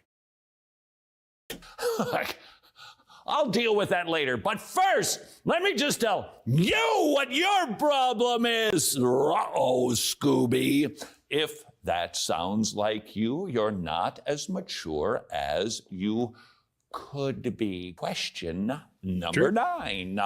Do you believe you need others to help you walk through sanctification issues? God golly, most people I know don't. Especially, I think, in the online arena. It's funny because they're lonely or they want relationship, but they refuse to join a small group. They refuse to join the Discord. They refuse to go to church. They refuse to talk to their family, their friends. Whether it's because of mental illness or emotional issues or abuse or whatever, for reasons. For them, though, when it comes to the issues that they have going on in their life, whether it be addiction or whether it be them being, like all the whatever other problems that they have, you tell them, well, you need other people in your life. And their response is going to be so often, well, no, I don't have people. There aren't any people. I wouldn't know where to find people. What even are people?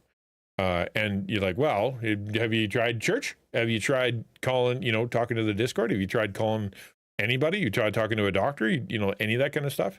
And the answer is no, I'll work it out myself, right? I'll work it out myself. And are you working it out yourself? No. Chances are you're not. Try to help people online and they just don't want to take it. And that's the hard part, is when you're watching somebody like step in front of a bus and you're like, man, you just asked me how I can not get hit by a bus. And I told you how not to get hit by a bus. And you're like, cool, I'm going to go get hit by a bus. And it breaks your heart. Yes, at work, it's about maintaining a good work ethic for shared goal of getting the work done. At church, and among Christians, it'll be about fellowship and respecting the body of Christ, showing good example, furthering the gospel, being together, showing God's love. Yeah, all that stuff. And it's because all that stuff gets in the way. You're right. You're dead on. It gets in the way of work, it gets in the way of discipleship and the gospel and joy. Yeah. It's really hard. I can't tell you how many people I've invited to walk with them, or I've said, here's a way to do that, or read a book. Even if you don't want to do that, read a book on the subject. And no, that's why when someone was talking about porn earlier, I was saying, if you don't move forward on it, you don't actually want to change anything, then I don't believe you that you want to be freed from it. Or are you the American Marlboro Christian? You just ride the range. You don't need nobody's help. You got this thing down. I'm doing great, thank you very much. Get out of my business. I don't even need to go to church. I can just watch John MacArthur on Sunday morning and learn everything I need to. Uh-oh, that is a sign you're not maturing well. Bad. Question. That's so true. And how many people, like, I've seen people known people who have said, I don't like what the church is saying. I don't like what the denomination or the pastor's saying. I don't like what society's saying. I don't like any of that kind of stuff. I'm going to go be in charge of myself. And so they go and they planted their own church. And what's funny about it was they went to their pastor, and this is like a group of people. One came to me and he's like, I want to plant my own church. And I'm like, oh, tell me about that. Well, I'm mad at it, buddy, and I don't want to submit to anything, and I want to do illegal stuff, and they don't want me to. So I'm going to go be my own authority. I'm like, well, that sounds like a bad idea. Plus, you're breaking all sorts of like membership agreements that you agreed to, and you're letting people down, and like there's all kinds of reasons not to do that. Yeah, I don't care. And then the other guys in the group went to their pastors, and they said the same thing. But what are these guys? They were so committed to just their own being in charge of everything, they just did it anyway. Like I remember sitting in the meeting, and the person was mad. I wanted your blessing. Well, I can't give you a blessing on your sin. What you're doing is wrong. Like, oh, I can't, I really wish you would have. I'm like, well, then they don't want to be held accountable, and they don't want to submit to authority. They want to be the top dog. Like, here's some news, man. Even the pastor who you think is the top dog, he should be submissive to others. That's why I'm so desperate to work with the denomination and work under a church. I don't have to. I have the ability to become my own nonprofit, to leave the church and leave the denomination and become my own thing, start my own deal. I don't want to. I believe I need to be under authority. It is something I see in the scripture that is, you just don't leave the church and do whatever you want. You need to be under the succession, obviously. But it's really hard. I'm having a hard time getting people to be above me. What's that? Oh, man. So many up. Number 10. Do you enlist the help of your friends so you can change? We already had that question. 11. Do you believe others need you so you can help them walk through their sanctification issues? That's a good one, because the question isn't just, like some people are like, yeah, I'm working on my own stuff. But the implication of, take the log out of your own eye before you look at the other person's speck is that you are helping with other people's specks, right? The implication of confess your sins to one another is that people are supposed to be able to confess their sins to you. The idea about bearing one another's burdens isn't just that you're bearing others' burdens, but others are bearing your burdens and vice versa. Like it's meant to be a two-way street. Some people love taking confession. People hate giving confession. Some people love being told, what's wrong with them so they can self-improve, but would never want to go and tell someone else, something that they see is wrong with them, because for them, they just can't do that. It's meant to be a two-way street. Shoes. Now, in a sense, you should be thinking that, because we all need to be helping one another, but that's not what Rick is getting at. If you think that you are the one that everybody should come to help them understand how they're performing in their Christian walk, then most likely you got yourself a big old beam in your eye, and yet you're capable of pointing out their specks, and that's not Christian maturity. Question number 12 from Rick Thomas. You thought we wouldn't get through them. Would you say your commitment to change is greater than your commitment to your reputation? Wow, that's a good final question. Would you say your commitment to change is greater than your commitment to reputation? And this is how that goes. If I admit I have that problem and I tell people are going to see me differently, therefore I can't admit I have that problem, right? If I go to get this fixed, to a counselor, to a doctor, to a pastor, to a prayer meeting, to whatever, and I say this stuff out loud, people are going to see me differently, and I wouldn't want that, right? Yeah, it does need to be done sometimes. You're absolutely right. And there are a lot of people, like, I'll tell you a story. So we were doing it. I've told this before. We were at an evening communion thing. We had never done it before in the church. And so I'm like, we should do an evening communion thing, be kind of fun. So we did. And the idea was, we're going to do confession. We're going to do a little bit of worship, and we're going to have, take our time with the Lord's Supper and kind of work it through. That'll be the only thing we do, not like tag it at the end of a Sunday, but like, that'll be what we do. And so I believe very strongly that the leader of the group is meant to set the bar for the level of intimacy or the level of like depth that we're going to be going.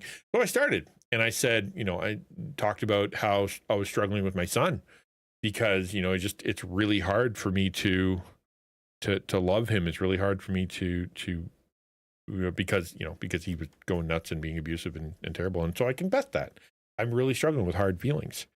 And,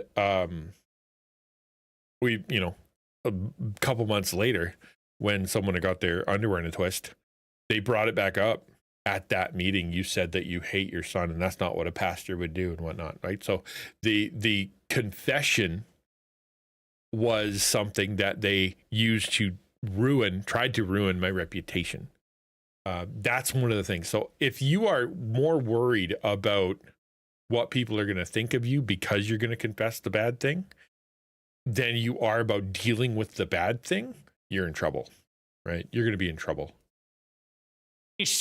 What is it that bothers you when somebody rebukes you? If your concern is, yikes, what will others think? Can you seriously straighten up your tie? Like, that's ridiculous. What are you doing, man? People might notice this. Yeah, they're going to notice it because your tie is They don't think I pay any attention to detail, and then they want that drum. All right, that's good. Thanks, Todd. I appreciate it. That was really cool of you. I like that. Confession became their obsession. It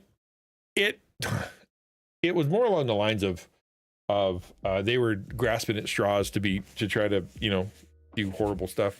They say bad things, and they just couldn't find anything. It was so annoying to them. It's what you get when you try to keep your bubble. Am I perfect? No, I'm not a perfect. There's probably other weapons, but they kept looking for stuff, and they couldn't come up with things that would get me fired. And it really was annoying to them. They didn't like that at all. All right, so what we're going to be doing is, we're not going to sleep during his talks. I like him. He's great. People can be mean. You're absolutely right. Had to sign up for something. Could I get a link to the videos? Sure. I will just go do that. Reopen, close window. Cool. And then we'll put it here. Pop, pop, boop. So the next thing we're going to do, we're going to play a game called Dragon Quest VII. It's a demo that's coming out. The game is very expensive. Holy macaroni. But the demo's free. So we're going to try it and see if it's any good. I haven't played an RPG like this. I don't think have I ever played the old 4 people in a party, let's go fight, other than I guess Final Fantasy, but that was full 3D fighting and whatnot. So I haven't played a game like this for a while. Does anybody have anything they want to talk about? Yeah, they said the same thing. Yeah, exactly. Or shall I go and get myself a little snack and then come back and we can play some Dragon Quest VII? Up to you. What do you guys think? I'm gonna leave it to you to ask if you want to.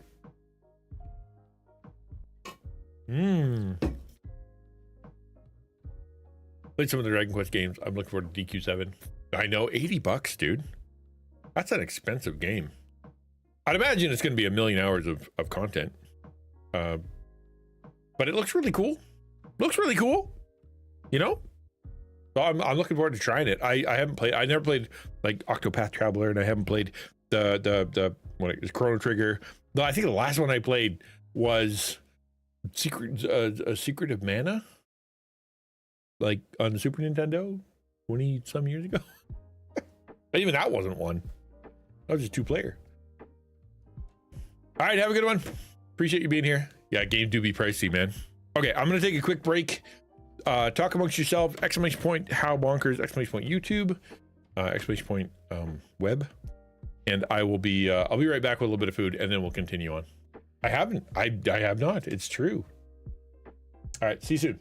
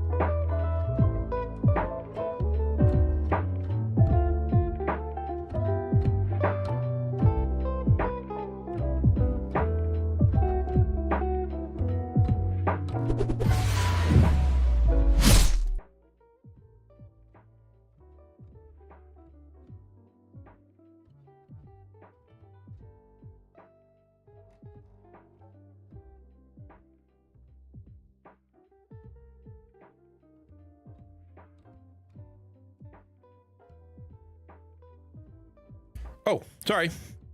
Hello. I'm having curry inside of my rice and beans with some chicken. I know, unheard of. Rice, beans, and chicken? Who even heard of that before? All right, here's what we're gonna do. I have to load, believe it or not, this is a weird little factoid for you.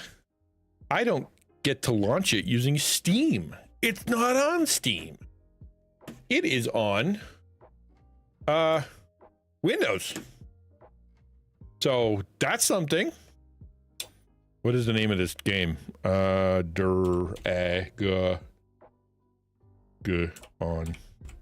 Quest 4. Reimagined demo. Yeah, there you go. So we'll see how it goes.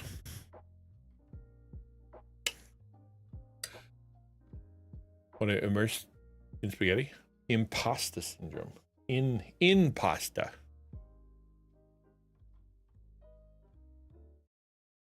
Okay, here we go. How epic!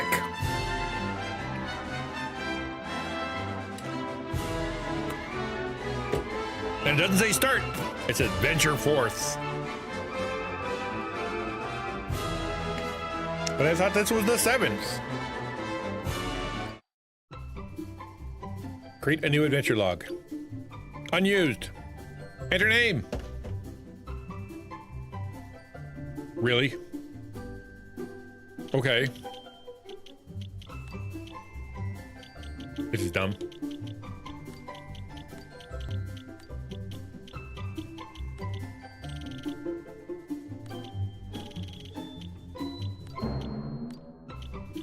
What an odd song.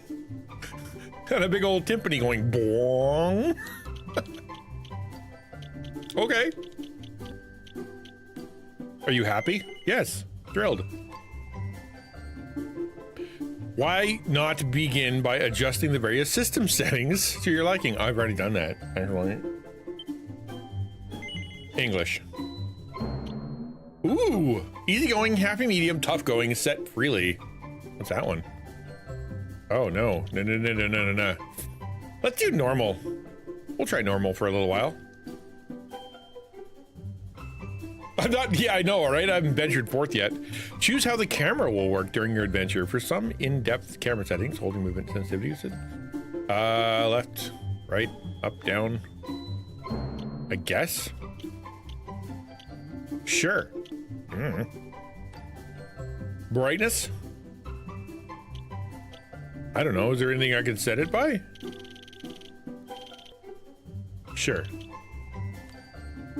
Adventure log created. You can keep using this adventure log during the whole game if you buy it.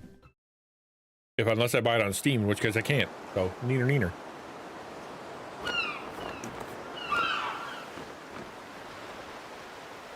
We all set?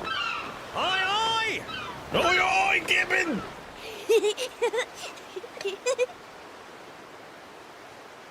I'd probably think this was cool if I'd played the previous game, but I haven't.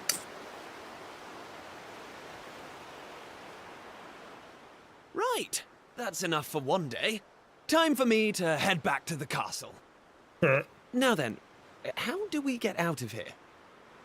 That is a very British name. Here we are. You push that side, all right? Very, very, very made up And British. remember, not a word about this place to anyone. Even my father doesn't know about it. There's more to the world than this island, and we're going to prove it. Okay, 1, 2, 3!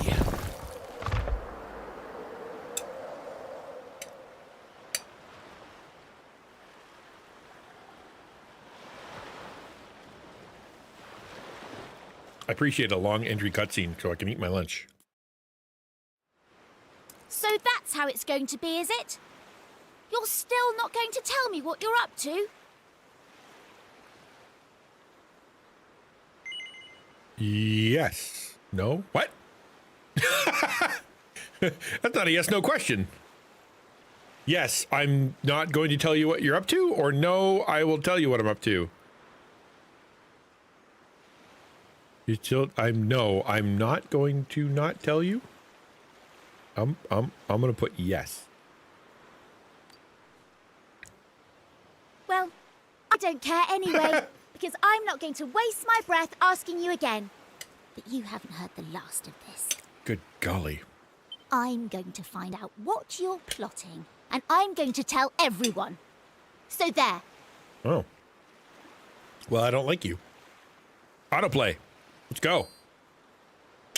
Then I can I eat. almost forgot. Tomorrow's the day of the pilchard harvest. Oh no. I'd better be getting off to bed. And so had you. It only comes round once a year, you know. See you later, Mr. Mysterious. Okay. Naruto runs away.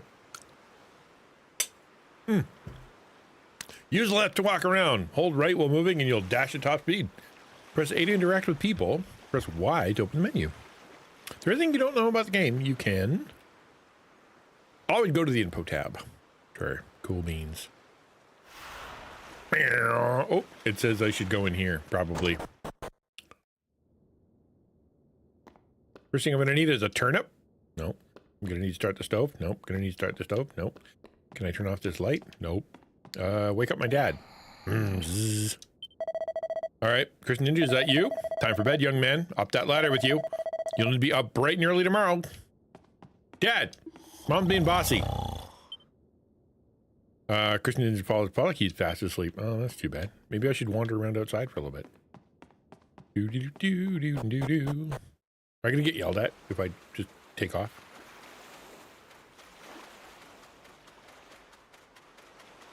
Let's go see what's up. Oh, there's our hole. Let's go in here.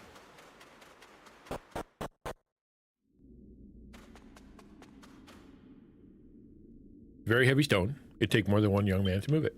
All right.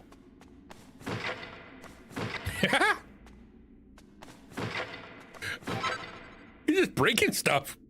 That's fun. That's fun. I like breaking things. That sound makes me nostalgic for something, and I can't think of what it is. It's like an old game, like old Atari or old Nintendo.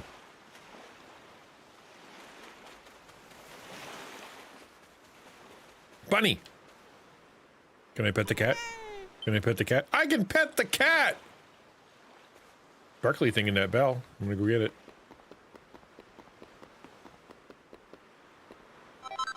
One gold coin. Score. I'm an absolute menace.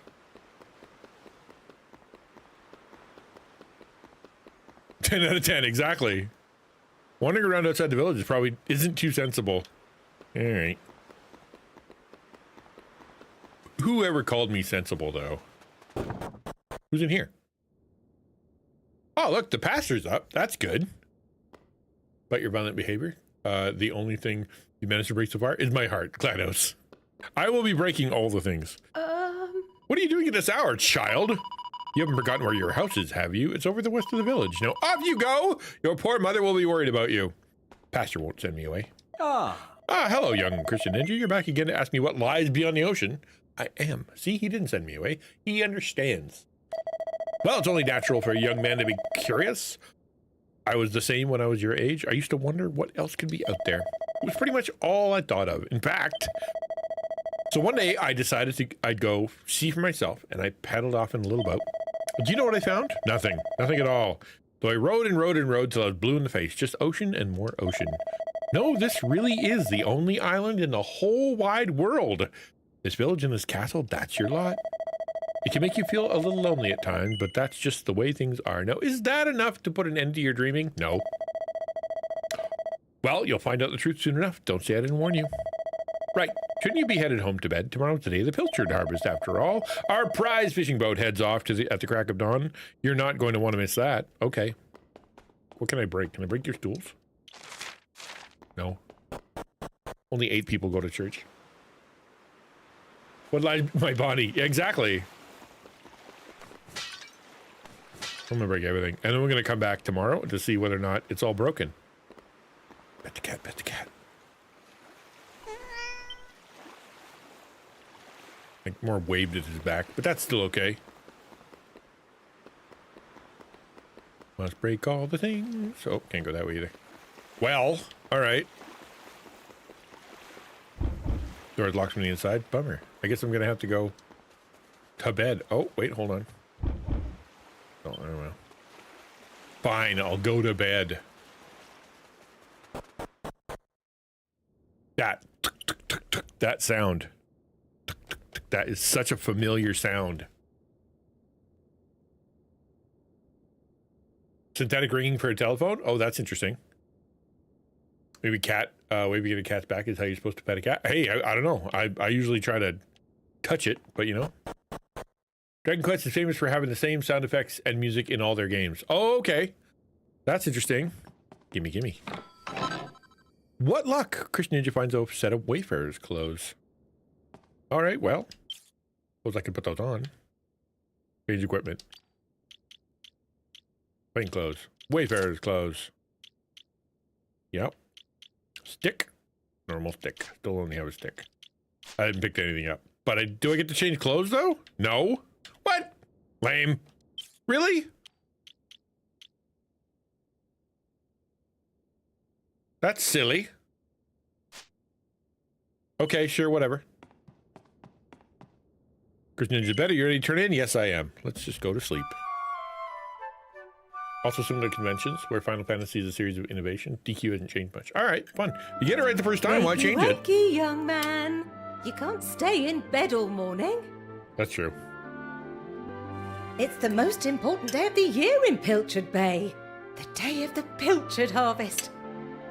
Your father is already headed over to meet Mayor May by the jetty. Now get up and get yourself ready. Come on, chop chop. Tippity ting tango. Tippity ting tong. Okay. I'll get ready by breaking this. Nope. Yep. Getting ready.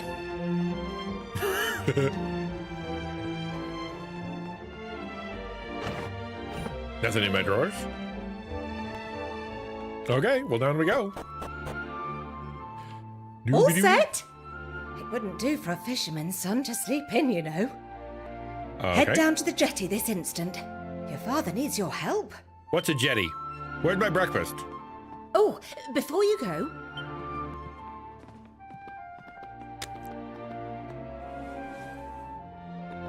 Gestures towards pie. Take this to your father, will you? You know how he likes his pilchards. What is a pilcher?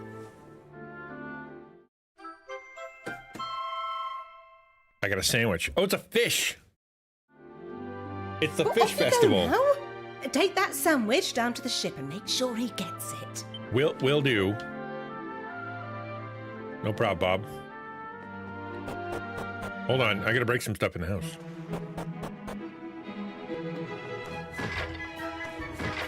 You're welcome, Mom. Nothing got my sleeve, nothing in my drawers. Hello. Oh, I don't have any money, but I do have really loud music.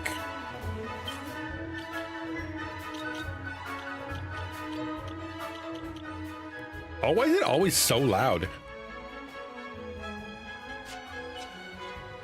Every single game. It's got to be me. All right. Ooh, hello. oh, I'm not normally up by this time, but this morning I walked all the way from Esterd. Well, a spot of exercise every now and again won't hurt anyone. Gah ha ha. Hello, lady. Hey, you're a local lad, aren't you? And you want to be fisherman when you grow up, right? No. What? Why not? Because I want to be an adventurer. Hello. Are you my dad? Oh, to sail the seas in a mighty ship like Captain Pollock and his crew. Word is they're going to venture even further north than usual this year. Lovely. Hello, child.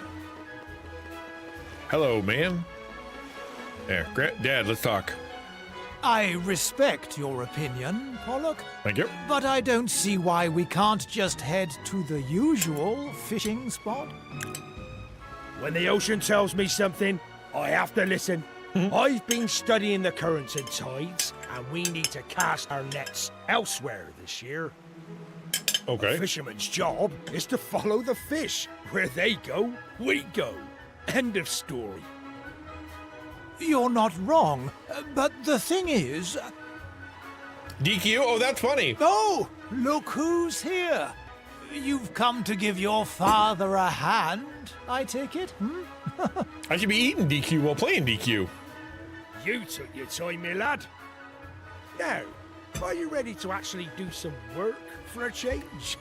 No. Is that a yes/no question? First things first. Please tell me you brought me one of your mother's sandwiches. Oh, I'm famished. I ate it on the way. Sorry, Dad. Thought it was for me. Hey, look, it materialized in his hands. You never get to see that. That's something. That's innovative. Oh, that's You didn't the eat it. stuff. There's nothing like pilchards in the morning. I can't set sail without one of these. Oh, dang it. No. No, it shouldn't be. I said it. Dagnabbit.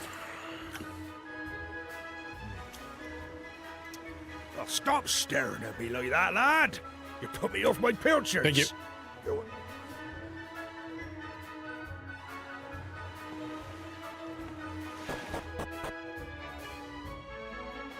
No, it wasn't set.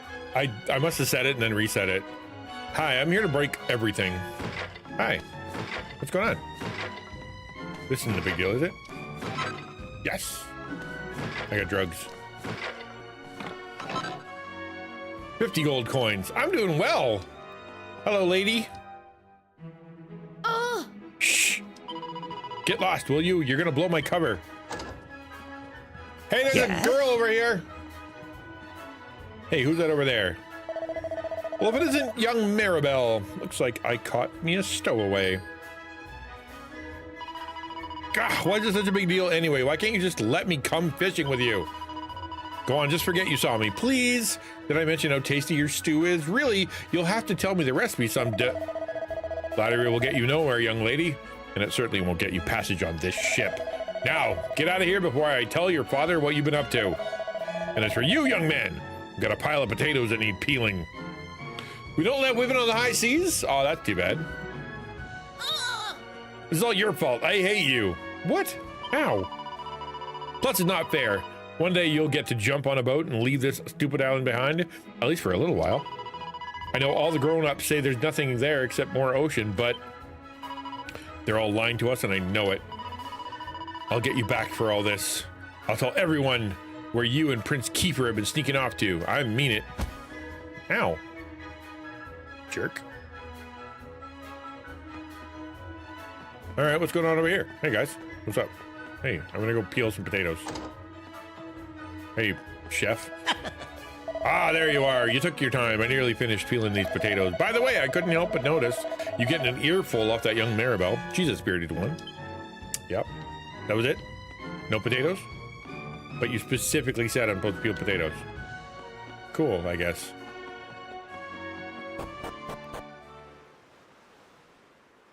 No. Oh, great. Bad luck at sea. I think it has to do with the whole kicked out of the garden thing. Their fault. I know you can't wait to taste adventure on the high seas, but you're still no more than a codling. You'd be more of a burden than a help. Don't be sore now. Keep up the good work and you'll get there in the end. I know you'll make a fine fisherman one day. You're my flesh and blood after all. In the meantime, you have a very important job to keep you busy, looking after your mother. Keep the old girl safe while I'm away, do you hear? Sure, Dad. No problem. Now, We anchor, hoist the mainsail, deft the mizzen mast, hook the jury, trim the bits.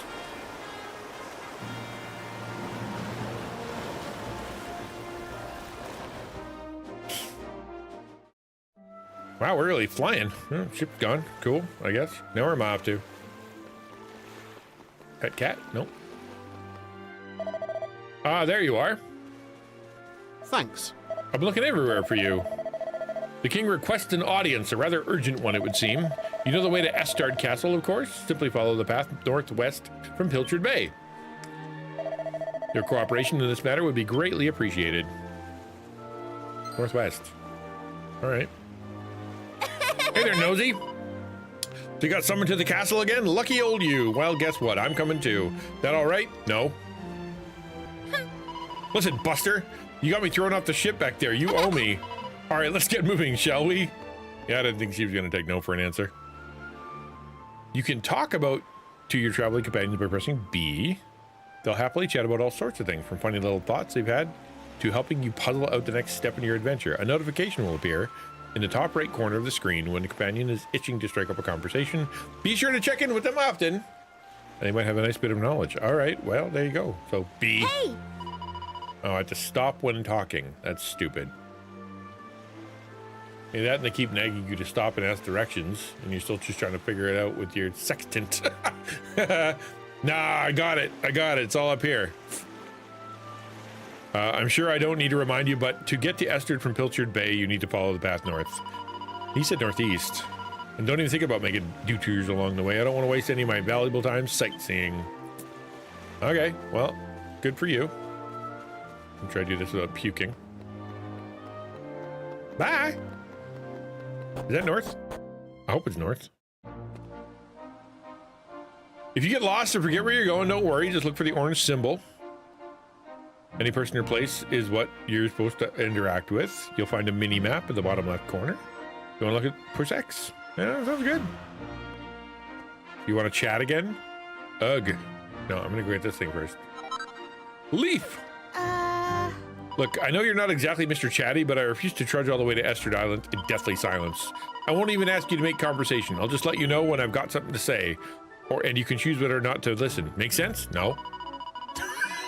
We really do need to work on your listening skills, don't we? Okay, once more. I'll let you know.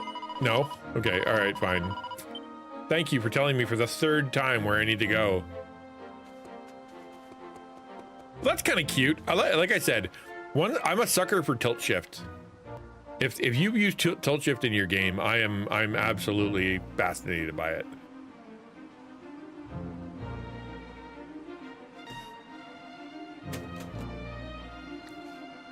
All right, I'm supposed to go north, I suppose. Is that north? Is that the castle? Looks like a castle. It's northeast, though.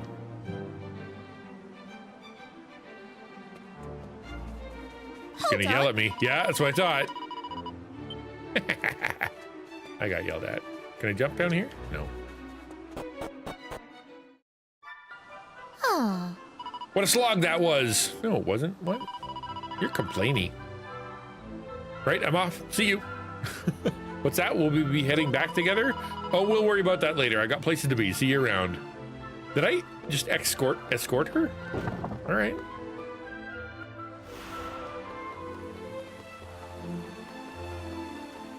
That's a pretty fountain. Look at it. It's so watery.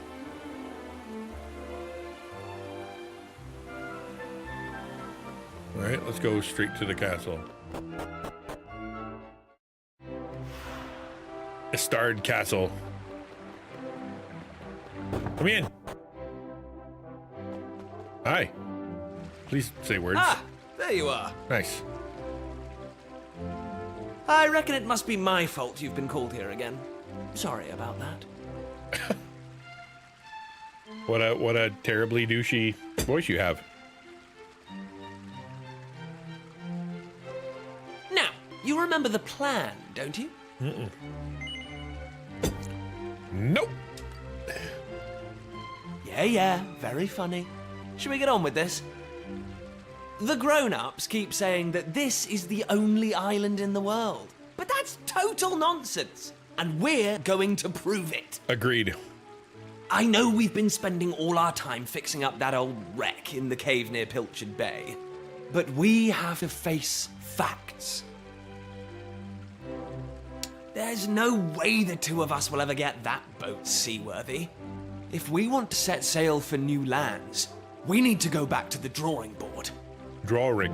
You're supposed to say As luck drawing. would have it, though, I've been searching through the castle storerooms and came across this book. It looks properly ancient, so it must be the real deal. I found something else when I was down there and all. Check this out. Gotta say, it's nice when it materializes. Looks like a piece of rubble, doesn't it? Very nice rock you have there. Well, that's what I thought at first as well. But check out the pattern on it. I've never seen anything like that before. Not that it's important right now, of course. I just thought I'd better show you before I forgot. Well, it looks like the corner of a map there, dude. Now, the book says there's a place called the Shrine of Awakening in the mountains to the east of here. Okay. And it seems there's a way of getting its doors to open, too. Of course, the eastern mountains are off-limits to islanders, which makes them the perfect place to hide something special, don't you think? No. Oops, dang it. Anyway, the point is, we can forget about the boat for now. I'm going to head east for a little recce, see if I can find this shrine. You're here because my old man summoned you, right? Well, just try to keep him talking for as long as you can. Hopefully the guards won't twig that I've scarpered. It's a Come and join me once you're done reimagining. here, all right? I'll be waiting. It's technically a reimagining. So I guess their imagination stopped at GameCube. Okay. Am I gonna go visit the king? I bet I'm gonna get told no. Kiefer! Kiefer!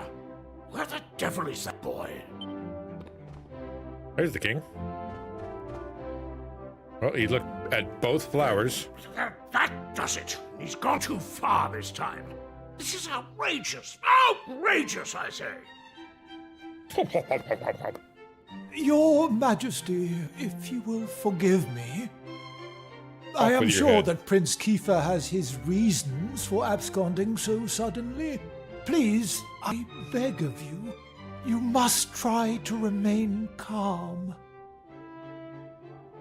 Honestly, why do you insist on sticking up for that wretched boy? That's true. Yeah, we need more though. I don't want to read the whole, half of the game. Anyway, to the matter at hand. I have been expecting you, young man. Oh, lovely. Follow me. We have much to discuss. You know, for a little kid who's the son of a fisherman, I have some very important friends. Sit yourself down, if you would. On your throne? Wow, I'm doing well. Now, you're going to look me in the eye, and I'm going to ask you something very important. Is that clear? No. What? You dare to refuse a direct order from your king? No. No. Well then, tiresome though it is, it seems I must repeat myself. Now, you're going to look me in the eye. Is that clear? I'm going to ask you something. No. What? You dare And then to I'm gonna refuse say a yes. direct order from your king? Yes. Yes, I'm directly refusing. The impertinence. And perhaps I should not be surprised. Tell me the truth. Is there something you're hiding from me? No? Let me be clear. You cannot worm your way out of this one. Of late, Kiefer has been behaving like a prince possessed. He has been entirely incapable of sitting still for a moment. Do you know what the wretched boy did today? He stole a precious ring that once belonged to his mother. A keepsake I treasure more than life itself. Interesting. What in the world can he hope to achieve through such acts of petty larceny?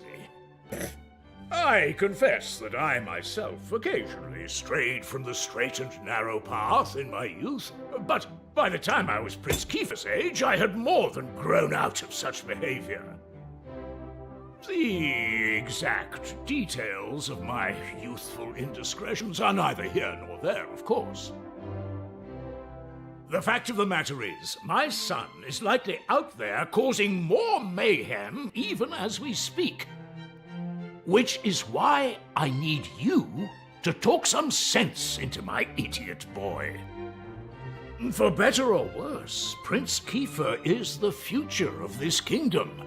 You must impress upon him the fact that his behavior is utterly unacceptable in one who would be king. Nod. Sure, I'll go do that then. Hello. Hello.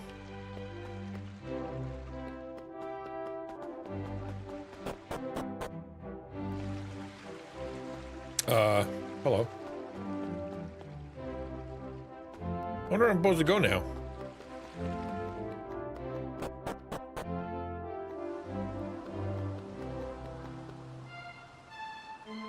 Ooh, Ben the Princess. Hello. Ah, That's odd. I'm sure I just saw something glimmering way out on the horizon. Everyone knows there's nothing there out at sea. Except more sea. Must have been a trick of the light. Yeah? Or it's a monster. Okay, if I go this way, I'm in the prince's bedchambers, which is probably not where I'm supposed to be. Now I'm gonna go visit her. Hello. Right. Oh, hello. I heard my father summoned you. Hope it wasn't too upsetting. She talks like I do.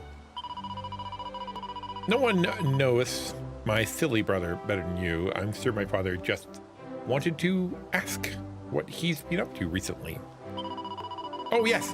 There's something I wanted to ask as well. Do you really think this is the only island in the world? Kiefer refuses to believe it. I think it's improbable that this is all there is. And I think he's right. There must be another planet out there. And other people too. There has to be. It's no fun to think of as alone, is it? It's much nicer to imagine that there are lots of other people. A lovely Placid out there. Placid? My brother is just chatting his dreams. Chasing his dreams. I want you to help him. I want you to help him find what he's searching for. Will do.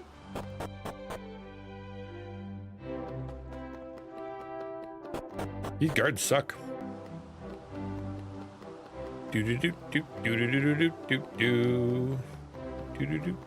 Oh, hello. Ah, Oh, you're XtianNinja, correct? You're Prince Kiefer's playmate, as I understand it. I don't know what your friend is up to, but last time I saw him, he was rummaging through every drawer in the castle. I wonder if he found whatever he was looking for. Couldn't tell you. That's not. Who are you? ah. All right, I think I better leave. Hello again. How many princesses they got?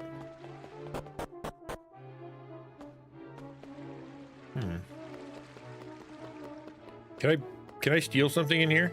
No. But I might need a weapon later. Hello? Yeah, I'm gonna go find Kafir. Where's my friend Kafir?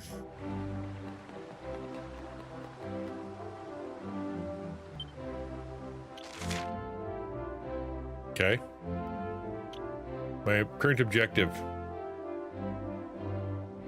Kafir's on the east of the island searching for the shrine. Okay, good. Never eat shredded wheat.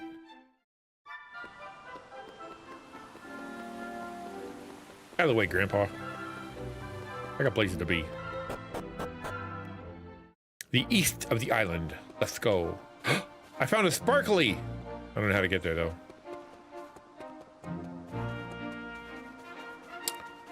Wow, this island is not very big.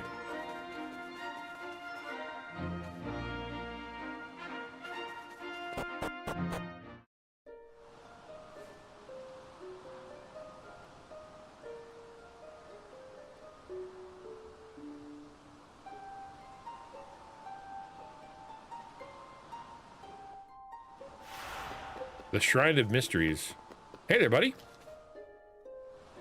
At last. I thought you'd never show up. Busy chasing princesses. Anyway, this is where things start to get serious. Welcome to the forbidden place. No turning back now.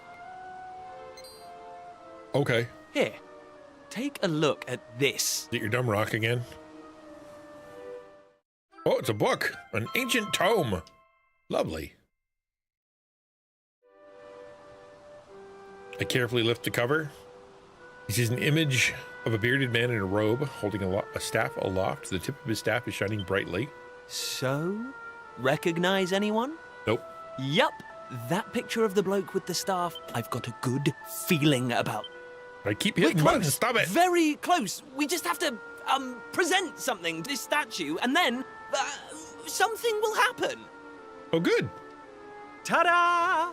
Behold the Sunstone Ring. It's been in my family for yonks. Yonks. Let's see what the statue What makes does yonks of mean, this. sis pineapple? Is that a word? Well, are you with me? Shall I present the ring to the statue or what? No. You what? You're not getting cold feet, are you? Come on. We made a promise to solve the world's mysteries, didn't we? Yes. Great. Stupid. I knew you'd come round. It's so funny that you just can't say no. Why give me a None choice? of our useless scholars ever really got to the bottom of all this stuff, you know? They never dug deep enough. It was almost like they didn't want to. Forbidden places. Royal tombs. How can you hear words like that and not want to find out more? Agreed. Well, not me. I've always wanted to uncover the secrets of this island, and I've always known they had something to do with these ruins. There's something waiting for me here. Something that will change my life. My destiny. Oh, it's getting all foggy. Anyway, enough talk. Let's do this. Here goes nothing.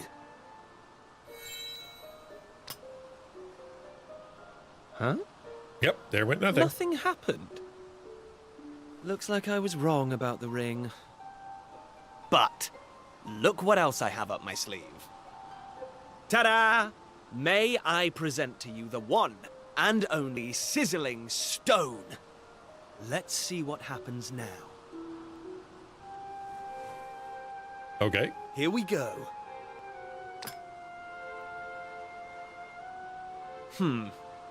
Still no luck. We're going to present one of everything on the But island. we can't give up yet.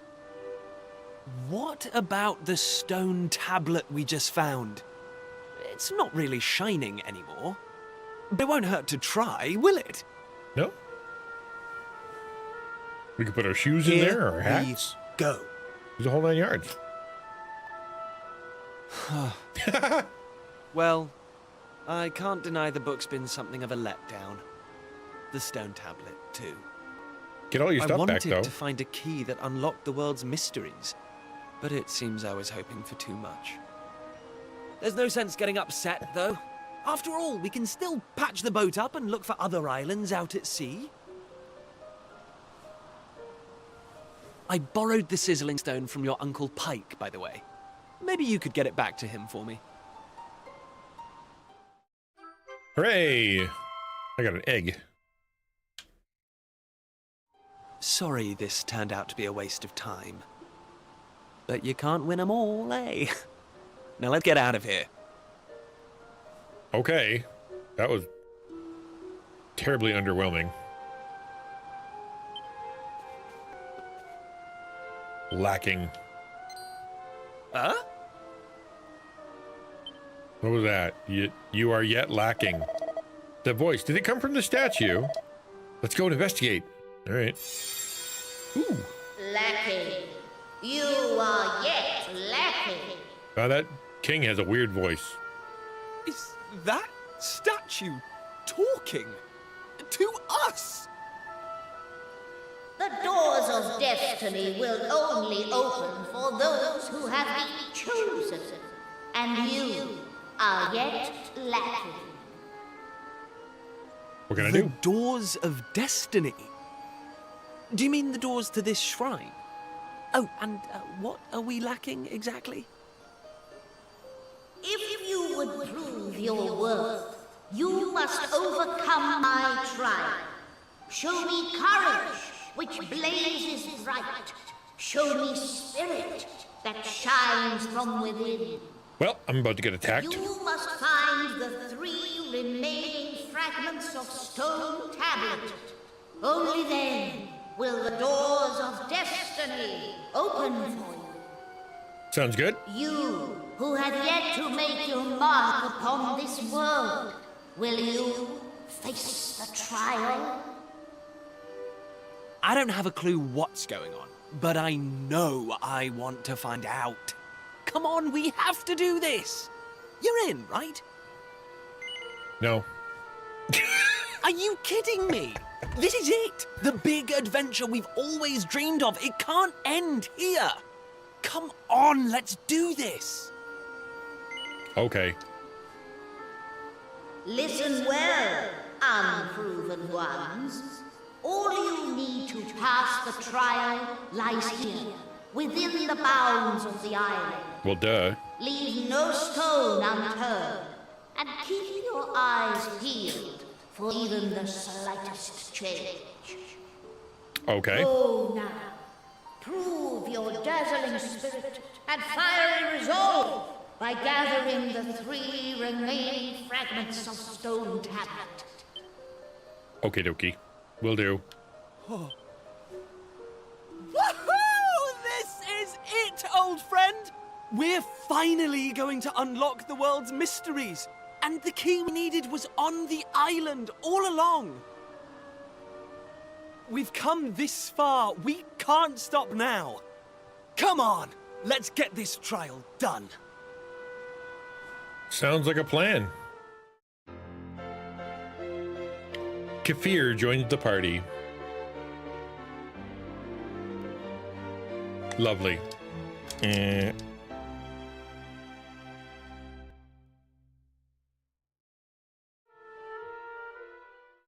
Ninja acquires yellow fragment. Ah, I got one already. Hurry for me. All right. Shall we just go wander oot and a boot? I don't think it's gonna open. Nope. Okay. Well, what about this way? Nope. I think. Yeah, I don't think there's any way around here. Yeah, everything's broken. It looks like it's a maze, but it's not. Okay. Oh, what are you? A banana! Oh, didn't see that coming. But okay. I could use a banana. Look for any minute change. I've never been on the island before, personally. I don't know what I'm looking for.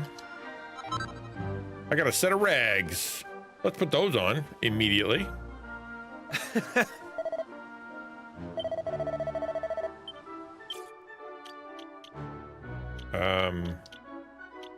Set of rags? No, plain clothes, plain clothes.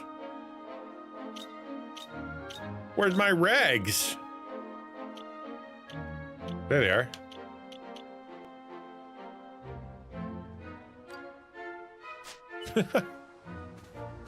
What I have is actually worse. Oh, that is actually worse than what I have. All right, let's go in the cave. I suppose this is the way to go.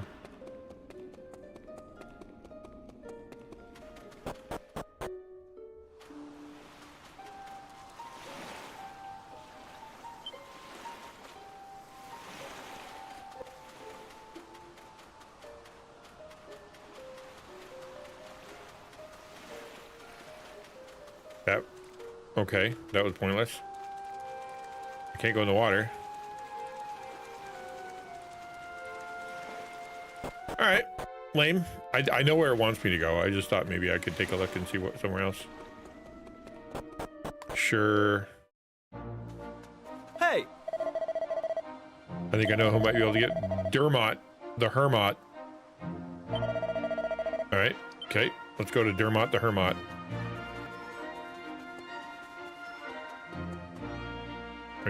Are you Dermot the Hermit?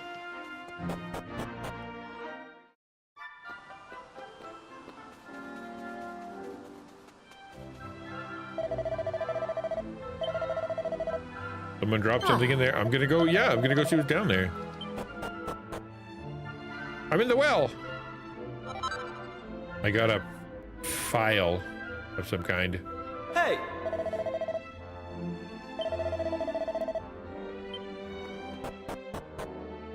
Ah, Alright, didn't find nothing. Alright, thank you. And she's just saying it's not a big deal.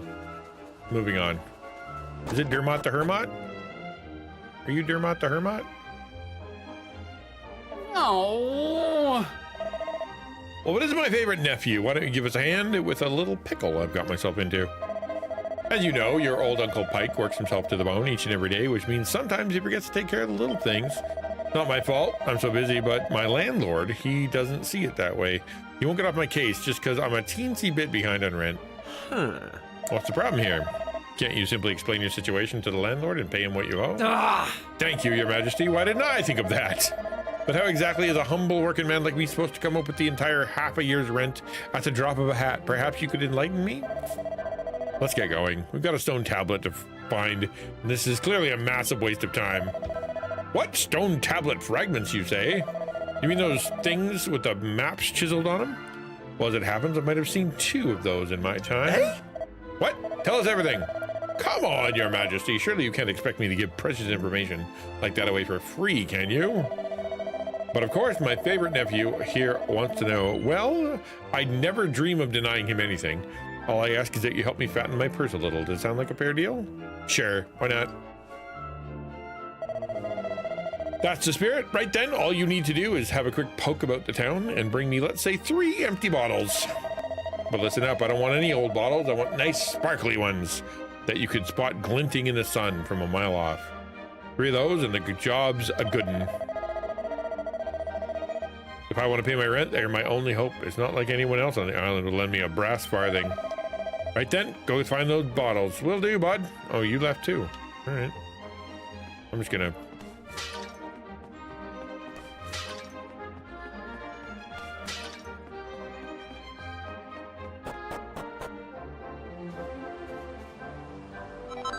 Look, a bottle. That was easy. Page 1 complete.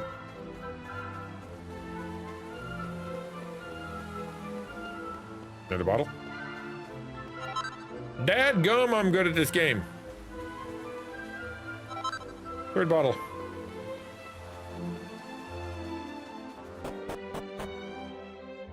Where'd you go?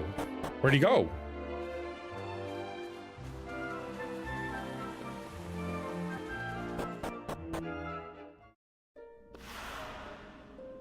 The underground tunnel. Okay. This looks like something I need to stand on. That's okay. I can't go there. Alright, I need a key. Sure. I didn't think this is where he was gonna be, but like... Where did he go? Hey! Here we got enough empty bottles now. Let's head to Rainbow Cove and see what Pike's got in store for us. Oh, Rainbow Cove. I know where that is. I got a stick! Score!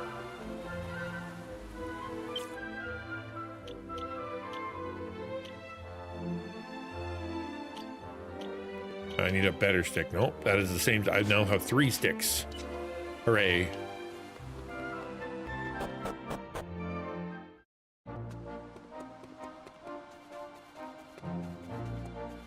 I think it was this way.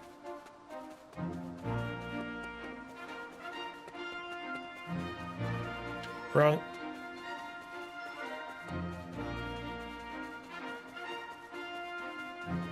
Such a small island that you'd think I wouldn't be able to get lost, but yet here we are.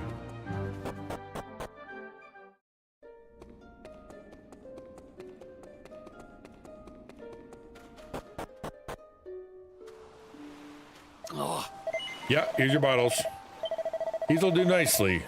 Next, you'll have to fill these beauties up with some of this lovely rainbow water. Give us a shout once you're done.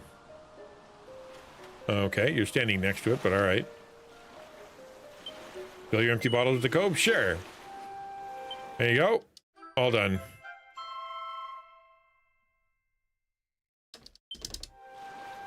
Cool. There you go, bud.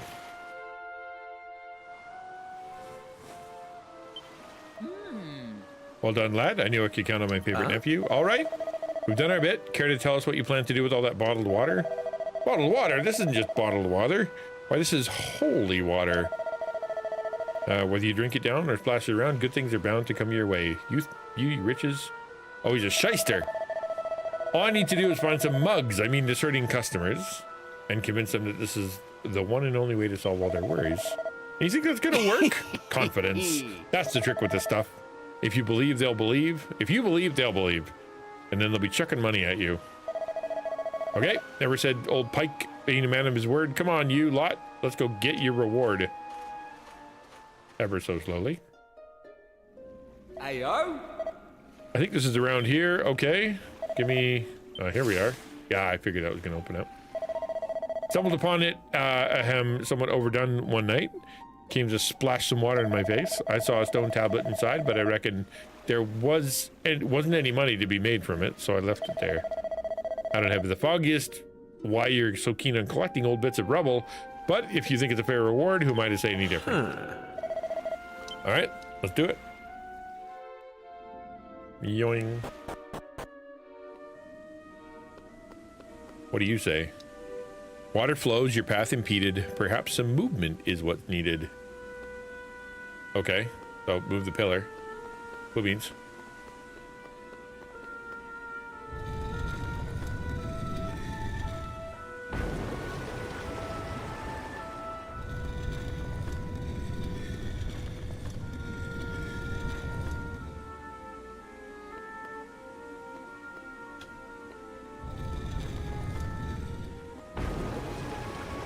Well, that was terribly easy.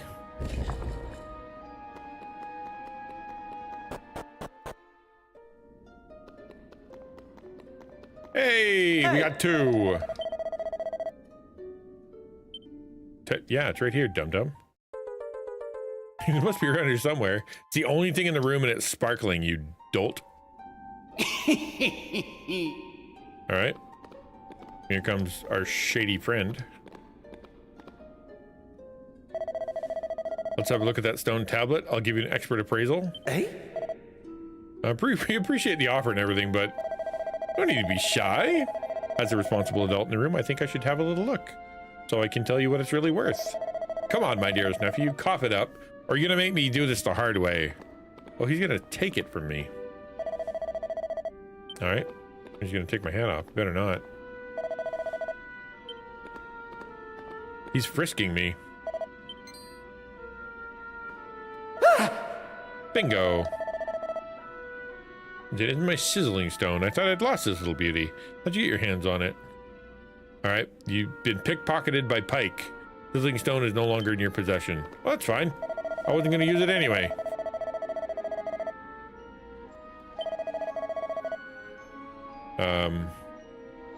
Won't be needing this holy water anymore.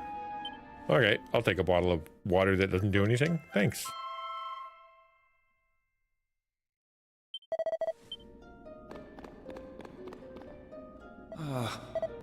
Yeah, that guy's the worst. Okay, we got a stone fragment. We can move on to the other two. Hey!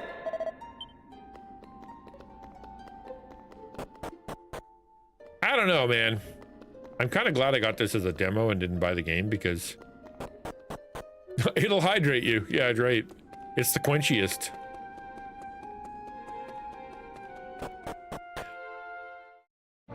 I'm sure this adventure will get a bit more adventure-y soon. I don't know how to get down there.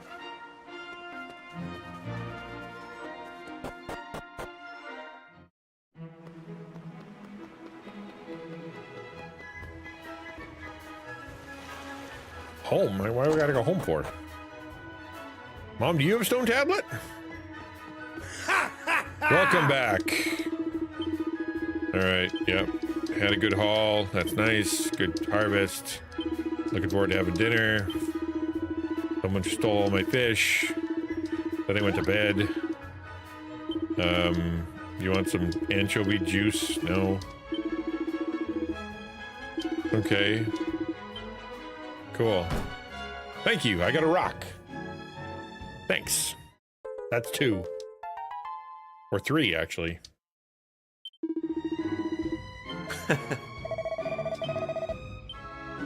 Man, they sure like to hear themselves talk.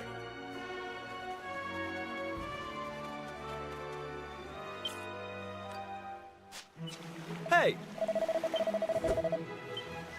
We have them all? What? Okay. There are only 3? I thought we had to go talk to the old man down there.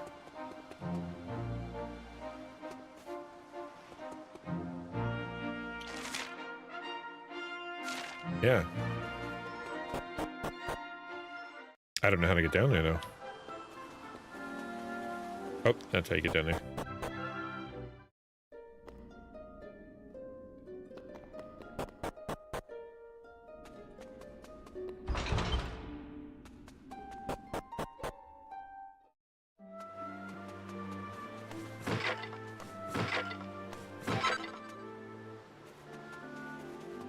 Okay, what do you got for me? Nobody here. I bet he's in the basement. Cool basement. He told me to get lost. Let's show him the ancient tome. Okay. Yes, I found a stone tablet and I found the book.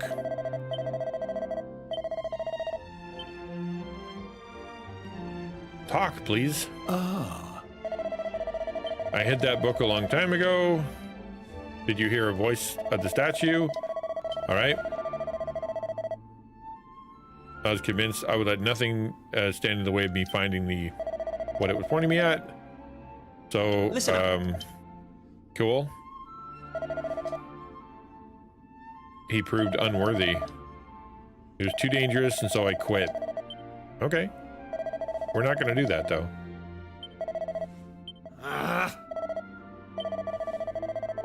He's telling us that we should quit. But we're refusing.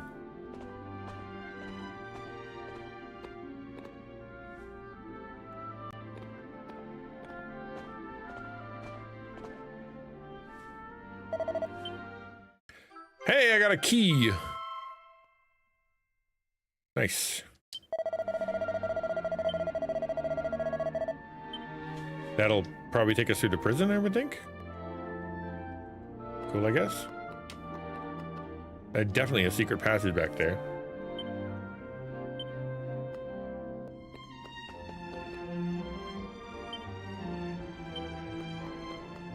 But that's for another time.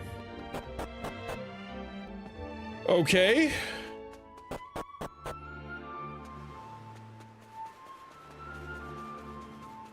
Are we good? I know this is the demo, but I'm not totally sure how far it's gonna get me. All right, there's the trial. Open the door. What do you say? Align the shadows on the walls of stone to let the master's form be known. Okay, cool, we'll do.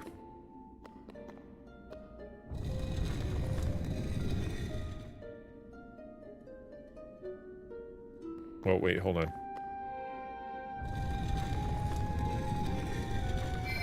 There we go. Morning, Miss Duck. Good to see you.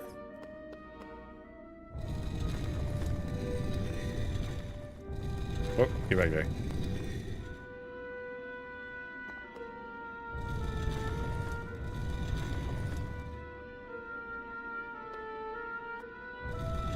Wait, what? Hold on.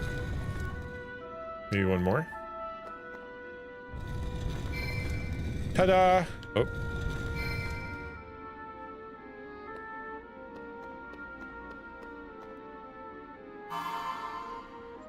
I'm doing okay.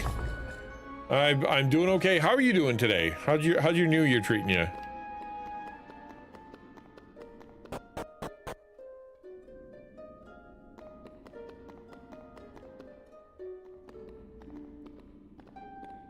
Holding in there, I guess, but annoyed I got my time of the month today. It happens, and it's going to keep happening. Be worried if it stops happening. All right. Let's go get it. I'm sure nothing bad will happen.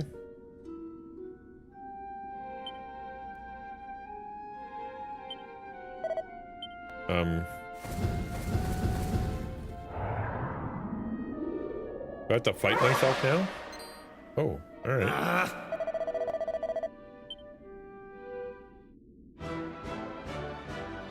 Time to fight the tribulators. Time to show those tribulators are made of. Select attack to attack them until they get no HP. If you die, you're dead. Good to know. Ow.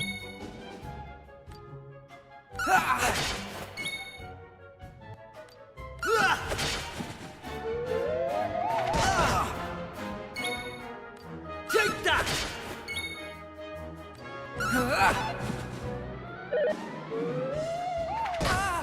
This is gonna be, I'm gonna die.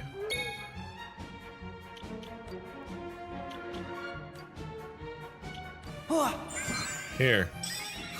Don't die. Take that!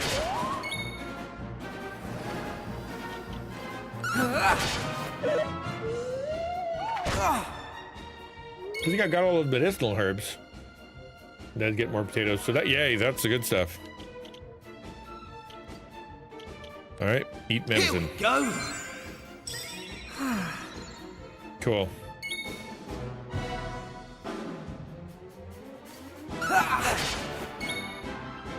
You've been okay? Good. When do you go back to school?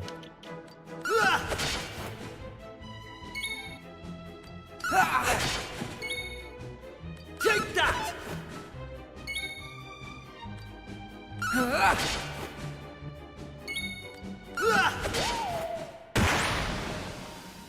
February 4th. Wow, you got a long time.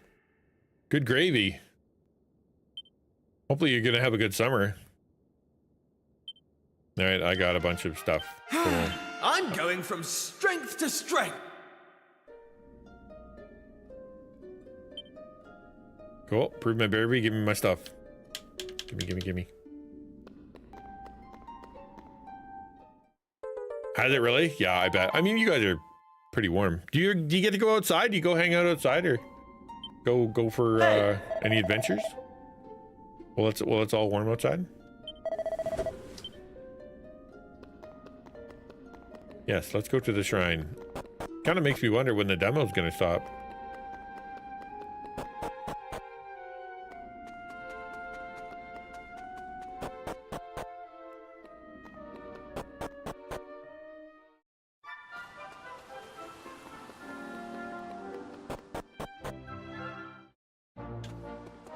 Oh, we're moving.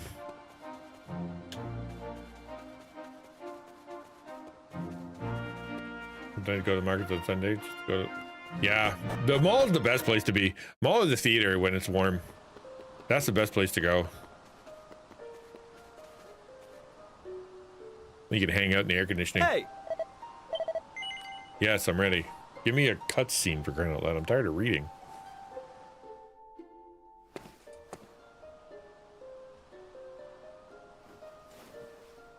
All right, here goes. Let's see if we really are the chosen ones. I hope we are. This could be a short game. Please reveal the way forward. Whenever you're ready.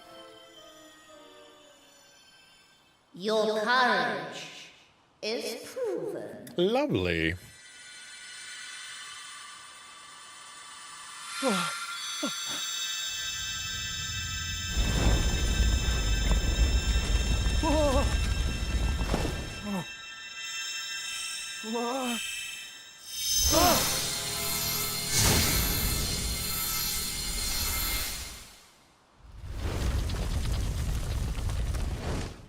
Woohoo!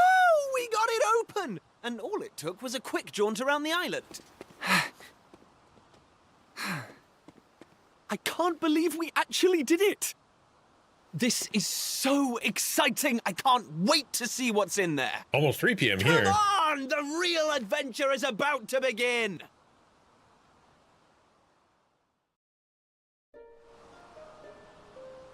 Think we're gonna be able to play past this? Are we getting in there? It's gonna be like, You just played the whole demo. Oh, our redhead's gonna come. All right, Hey? cool.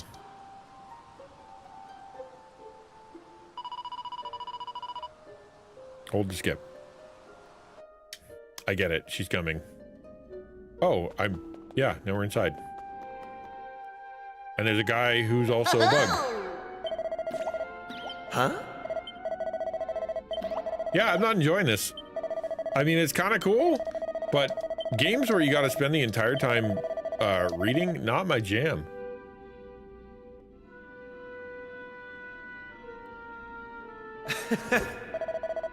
Oh yeah. Pretty shortly every Wednesday, then I have to go back to school, public holiday.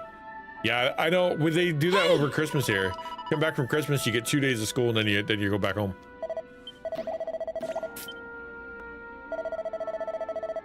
Okay, so this is another. It's go fetch quest some more tablet pieces. Yeah. Yeah. You know what? I don't know, man.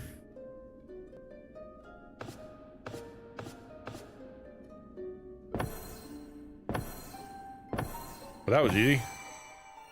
Whoa! What's that? Why is it so bright?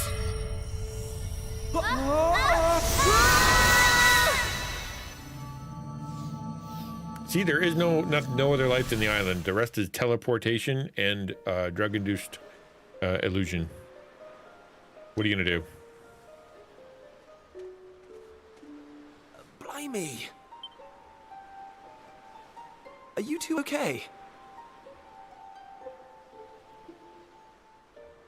Of course I'm not okay.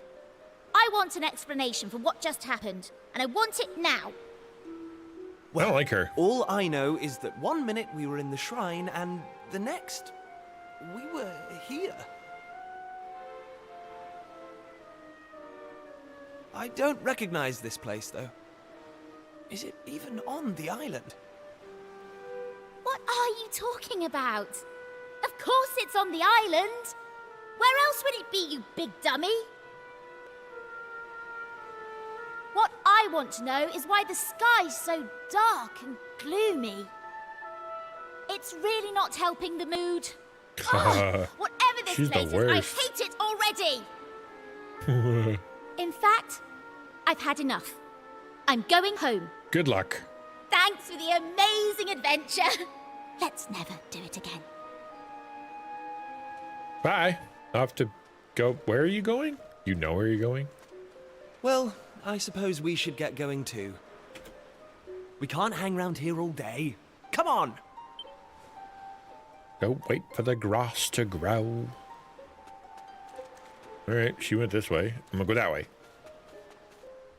Or not.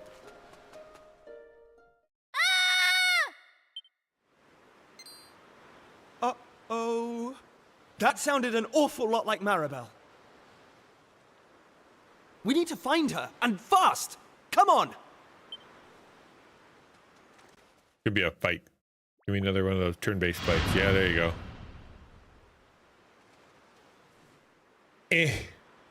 What on? Yeah, I'm good. I'm good. I don't need to play anymore. I have learned, I have discovered. I wish more games had demos. You know what I mean? Because once you can play the demo, you can kind of go, okay, this is my kind of game, and then move on.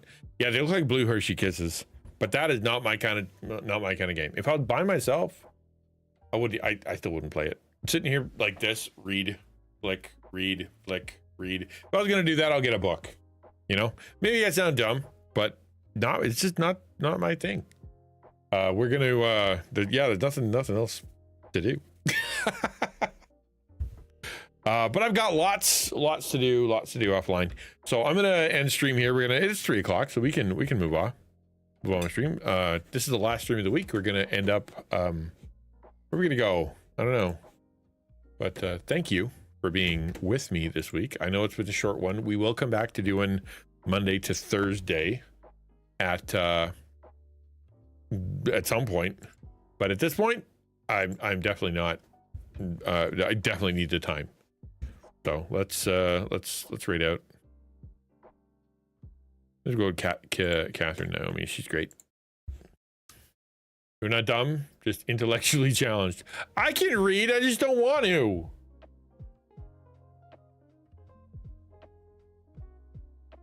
Because Samus isn't subscribed. That's the only thing I can think.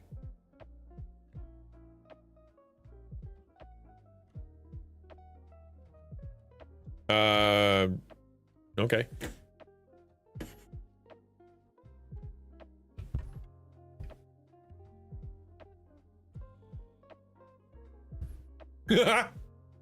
Never mind.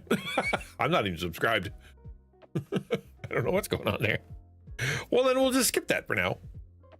All right, dudes, I'll see you later. Pay attention to YouTube. I'm gonna be putting out a video this week, Hell or High Water, and I hope it'll bless you guys. All right, I'll talk to you later.